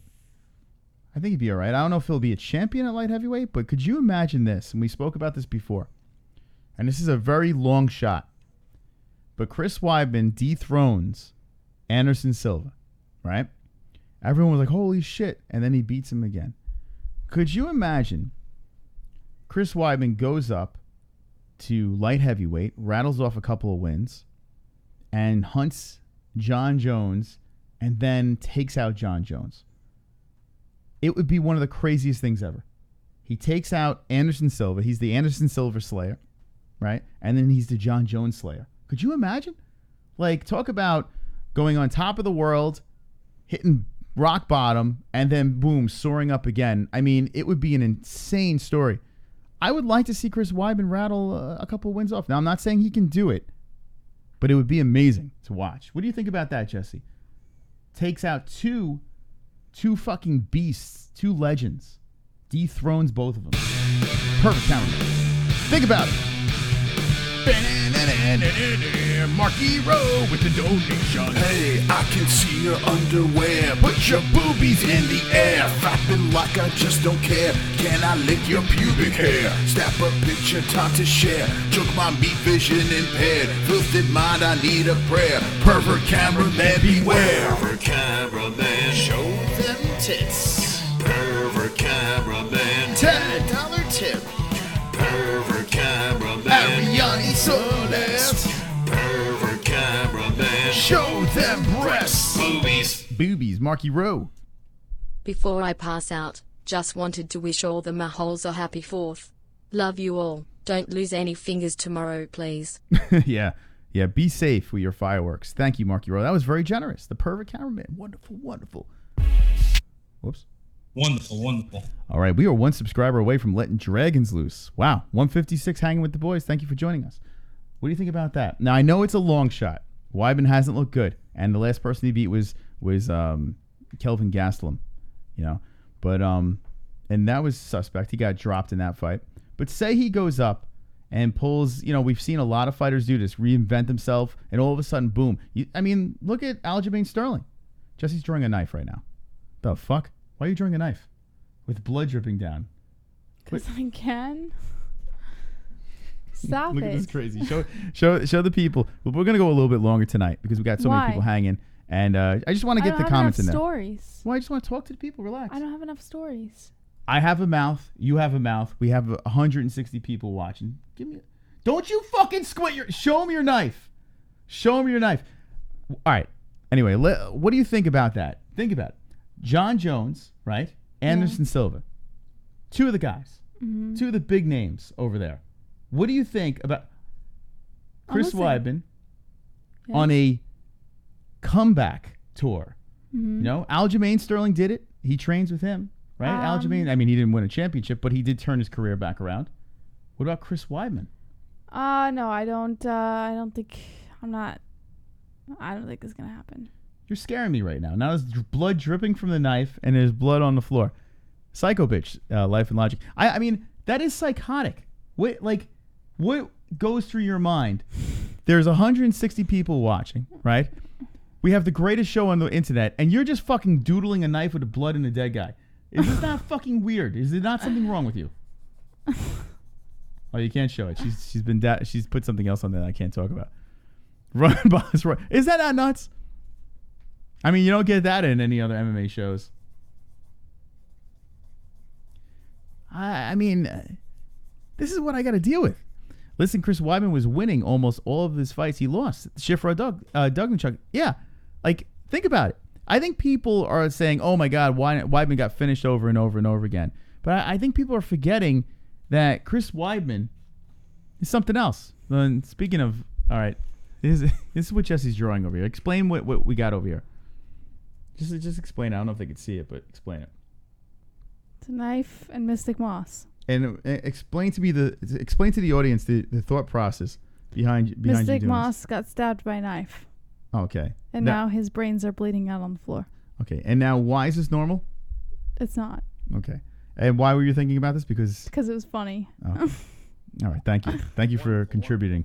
14-4-0 is Chris Weidman, right? I mean, that's not bad. Not bad. 14-4-0. You look at his losses over here. You got the Jacare loss, which he was winning that fight. Got caught in the third round. The Rockhold fight got canceled. He beat Gastelum. We were at that fight on Long Island, and he beat him with the triangle. He was just too big for Gastelum. That was the problem. He did get dropped, but in the second round, took him out. I mean, third round, excuse me. Gegard Mousasi, look what he did in Bellator. He's a beast. Yoel Romero, a beast. Luke Rockhold in 2015 was a beast. He didn't lose to fucking scrubs here. What are we talking about?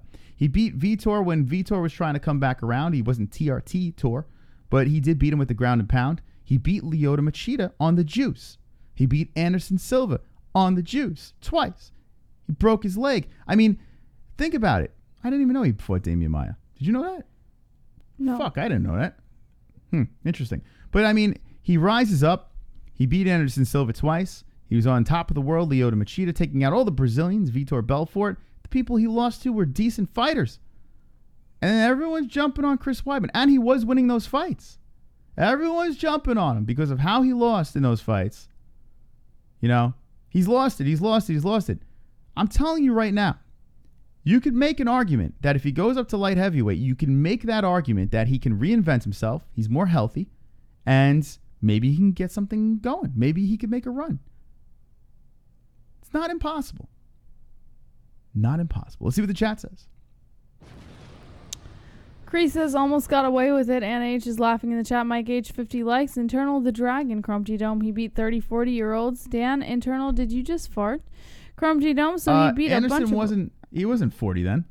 What are you talking about? Old people. Houston Gotti, the beast from the east. Chris Weidman. Cree 85, the first 48. Internal, never know, Moss. Life and Logic coming in.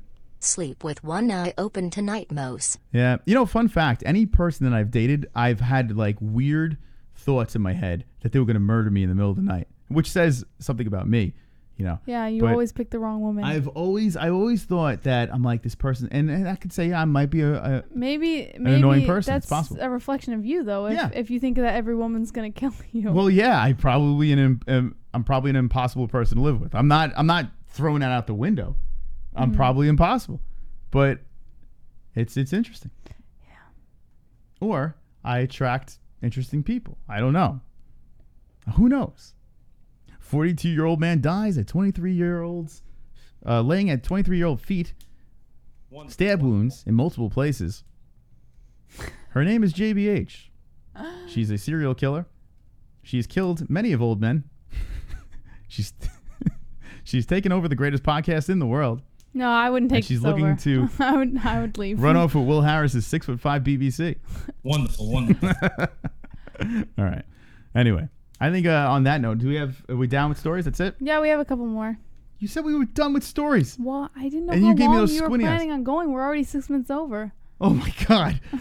The workload is tremendous over here. By the way, shout out to Real Bearded Men over here. 15% off promo code. Link in the description. So if you want to play some bets, BetDSI, promo code MMA-Hole. If you need some CBD stuff, 20% off MMA-Hole. Real Bearded Men is 15% off their products over there. All in the description. And our store, too. We have a new promo. The 20% is not there anymore, but we have $5 off. We're giving only for tomorrow. Only for tomorrow. Check out the MMAHoles.com for $25 and over orders. You get $5 off with July 5 off. So get some fucking swag, motherfuckers. All right. Let's get back into the news on the MMAHoles.com and get the fuck out of here. According to MMA junkie Vicente Luque versus Mike Perry is set to co-headline UFC on ESPN Plus 14 in Uruguay. A welterweight bout between Luque and Perry will serve as the co-main event. MMA Junkie verified the matchup between Luque and Perry with a person close to the situation following an initial report from Twitter user at MMA Uncensored. The person requested anonymity because the UFC has yet to make an official announcement. UFC on ESPN Plus 14 takes place August 10th at Antel Arena in Montevideo, Uruguay.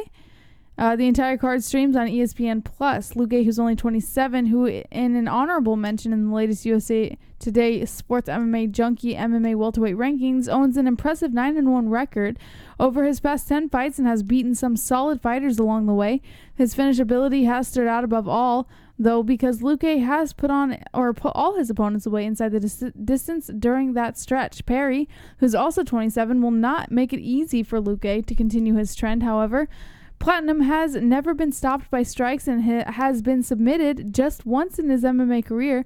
Perry is coming off of the biggest win of his career, which was a unanimous decision over Alex Oliveira in the UFC fight of the night at UFC on ESPN Plus 8 in April. I like this fight. I really like it. That's a good one. Mike Perry doesn't get layups. That's one thing about him. The poor guy doesn't. They throw him to the wolves each and every time. So let's see if Perry puts on another fiery performance. That's a tough fight. Oh, fuck, you cunt, ya. Fuck, cunt. Jesse, what do we got here? Your boy Darren Till. Cyclops back in the news. According to MMAnews.com, Darren Till feels he'd be right in the mix at middleweight in UFC. Darren Till believes a move to middleweight might not be a bad change. Till was heavily hyped going into his September 2018 welter. What? Hold on. You're saying that he says he'll be right in the mix at middleweight? Yes. It's a celebration! Now donate. O.J. Simpson. Choo-choo, motherfuckers. If she makes you sign a life insurance policy and you see her making sketchy phone calls, that's when you know you are in trouble. Trust me, I'm the real bearded OJ. BTW. Only retards say only bet the favorites.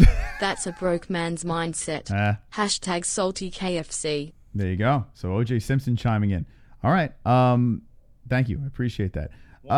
So Darren Till saying that he'd be right in the mix at middleweight. Yes. That's a celebration.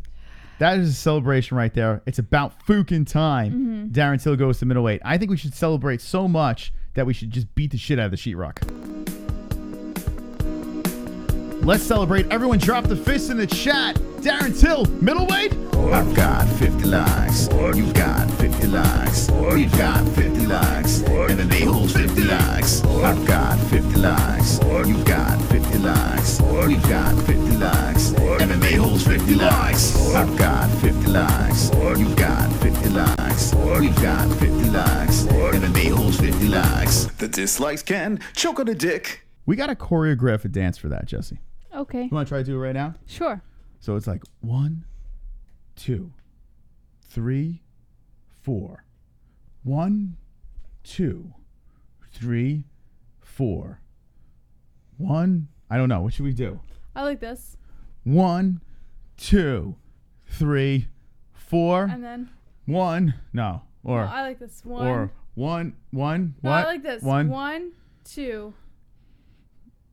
I don't know. All right. We'll work on that. And someone drop it on the MMAHoles.com. Your 50 likes dance. Okay. Let's get back to Darren Till. Okay. Till was heavily hyped going into his September 2018 welterweight title bout against Tyron Woodley. The Gorilla was 17-0-1 going into the fight, and odds makers even had Till as a close favorite. Too many Till's performance left a lot to be desired, and he was submitted in the second round. Back in March, Till tried rebounding in the main event of UFC London. While he had success in the first round dropping Jorge Masvidal, things turned disastrous in the second stanza. Till was knocked out cold in front of the home country crowd. Darren Till talks a potential move to middleweight. Speaking to Jim Edwards of Fighters Only, Till touched base on possibly moving up to the middleweight division. He said, quote, I do have to think about them things. I wouldn't be small at 185. I'd be right in the mix in there with them guys. The great guy, the interim champ Israel Adesanya, is a great fighter. The champ Robert Whittaker is a good fighter. There's a few beasts. The one guy who is a scary guy is Yoel Romero. Till is the 6th ranked UFC welterweight. In the past, he's had weight cutting issues, but he was able to make weight for his bouts against Woodley and Masvidal. UFC President Dana White has said that Till will be given some more time before his next opponent is decided. All right, here we go. Darren Fucking Till at middleweight. I say yes, sir. Yes, sir. Let's make it happen, Dana. Let's do it. Let's make it happen, Darren. For God's sakes, it's ridiculous. No N-word, Alex Jones. Play nicely in the chat. How dare you? By the way, we have 23,399 subscribers. Drop him. We want Dragons. 23,400. We let them loose. We want Dragons on a Wednesday night. Jesse, you want to see some dragons fly? Dragon. Yeah! That's right, motherfuckers. 23,400 subscribers. Let's let them fly. Yeah! Subscriber goals. Let's do it. Subscriber goals. Subscriber goals. Drop the dragons in the chat. Subscriber goals. MMA-Holes. Subscriber goals. Dragon. Subscriber goals. MMA-Holes. Subscriber goals. That's right. Subscriber goals. MMA-Holes. Subscriber goals. Subscriber goals. MMA-Holes. The greatest channel on YouTube. The MMA-Holes. Yeah. Go. World domination. That is pretty wonderful on a Wednesday night. Thank you to everyone for subscribing. Wonderful. And the people that are already subscribed, you're wonderful as well. Jesse, the last story of the night. Let's get it. According to MMA Fighting, Cain Velasquez's first pro wrestling match has been announced for August. Cain Velasquez will be teaming with Mexico's most popular wrestler, Psycho Clown, and All Elite wrestling star Cody Rhodes in his pro wrestling debut at Triple Mania in Mexico City on August 3rd. Triple Mania is the biggest event of the year for the AAA, which is the most popular promotion on Mexican television. Velasquez, who was extremely popular in Mexico as UFC heavyweight champ, was announced as making his debut on that show several months back, and his match was announced Tuesday at a press conference in Mexico City. Velasquez teams with the sons of two of the most charismatic wrestlers of the 80s. Psycho Clown is the son of Super Porky, a Brazo de Plata, a huge star in Mexico for decades.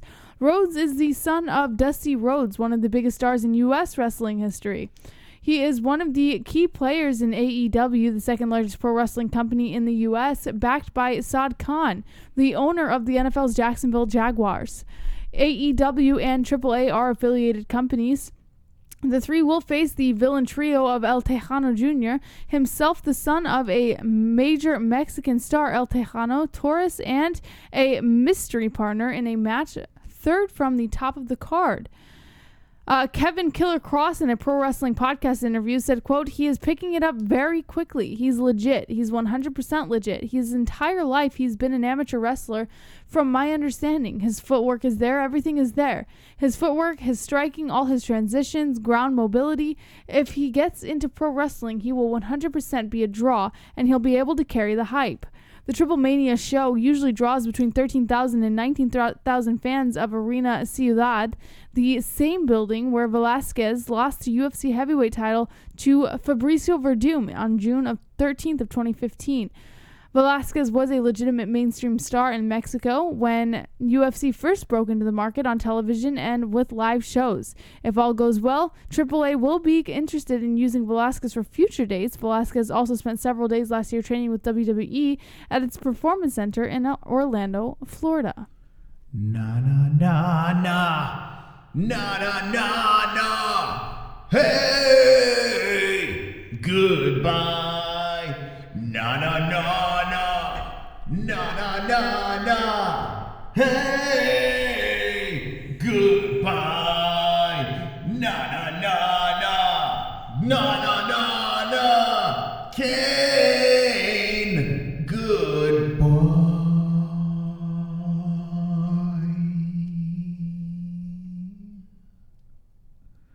That's it. He's not coming back. No more Cain Velasquez. It was a good run, Jesse. It was a good run. Oh, well. Everyone drop a rest in peace Cain in the chat. I think that's it, man. I think he's done with the oofk. I think that's it. It was a good run. You know, Francis. He ran to Francis, and that was it. I think we're done. I think we're done with Cain Velasquez. Let's see a couple more comments, and then we will wind this shite down. We'll see you on Fuka Friday. Jesse, what they got going on in the chat? Kevin from Chicago says, I want to see Jesse give Chris the death stare again. Kip Chica, bullshit wrestling. Heavy Micro Grow, Raxel Rose. Coco Butts is DC versus Kane at WrestleMania next year. Internal says, beat it, Stallone. Rest in peace, Kane. Rest in peace, Eddie. Rest in peace, Chris Benoit. Chrome Cheatham says, Kane gonna quit wrestling once he realizes you are on the road like 350 day a year. Dapper Dave, Brock Lesnar versus Cain Velasquez at WrestleMania. Jay McGee, rest in peace, Kane. Drunk Savage, I want to see JBH give Moss the old dick twist. My guess, Velasquez should just retire. All right. And that is it. The news is done. Check out the MMA-Holes.com. And remember, we said on the MMA-Holes.com, we got a $5 discount on our store. So there we go. July 5 off. You get $5 off your $25 or more purchase. As soon as you're checking out, boom, you drop the code in, and boom, you're wonderful, wonderful. All right. Wonderful. I like that name, by the way, the JBH Death Scare. Stare? Oh, wow. Yeah, That's what you called it. The JBH Death Stare. Yeah, it's not really new. You called like it that before. But it's a cool. We should make a shirt of that, of just your eyes, right? And like squinting, like a little frown and looking over to the side, like right across the nipples, right? That's all we need. The JBH Death Stare. And then people know not to mess around if you're wearing the JBH Death Stare shirt. What a beautiful girl. I was looking at her ass today, and I said to myself, Mystic One, you must have hit the lottery because you got a sweet ass over here. Wonderful. All right, let's get out of here. BYFC, remember what we said. Sell some BYFC merch. Remember what we said. Be safe tomorrow. Everyone be safe on the 4th. No matter where you are. If you're playing with fireworks, be very careful. And fuck you. Love you. Concussion. Oh. This is number one bullshit. Oh. All right, JBH. Don't be an a-hole. Be an MMA hole.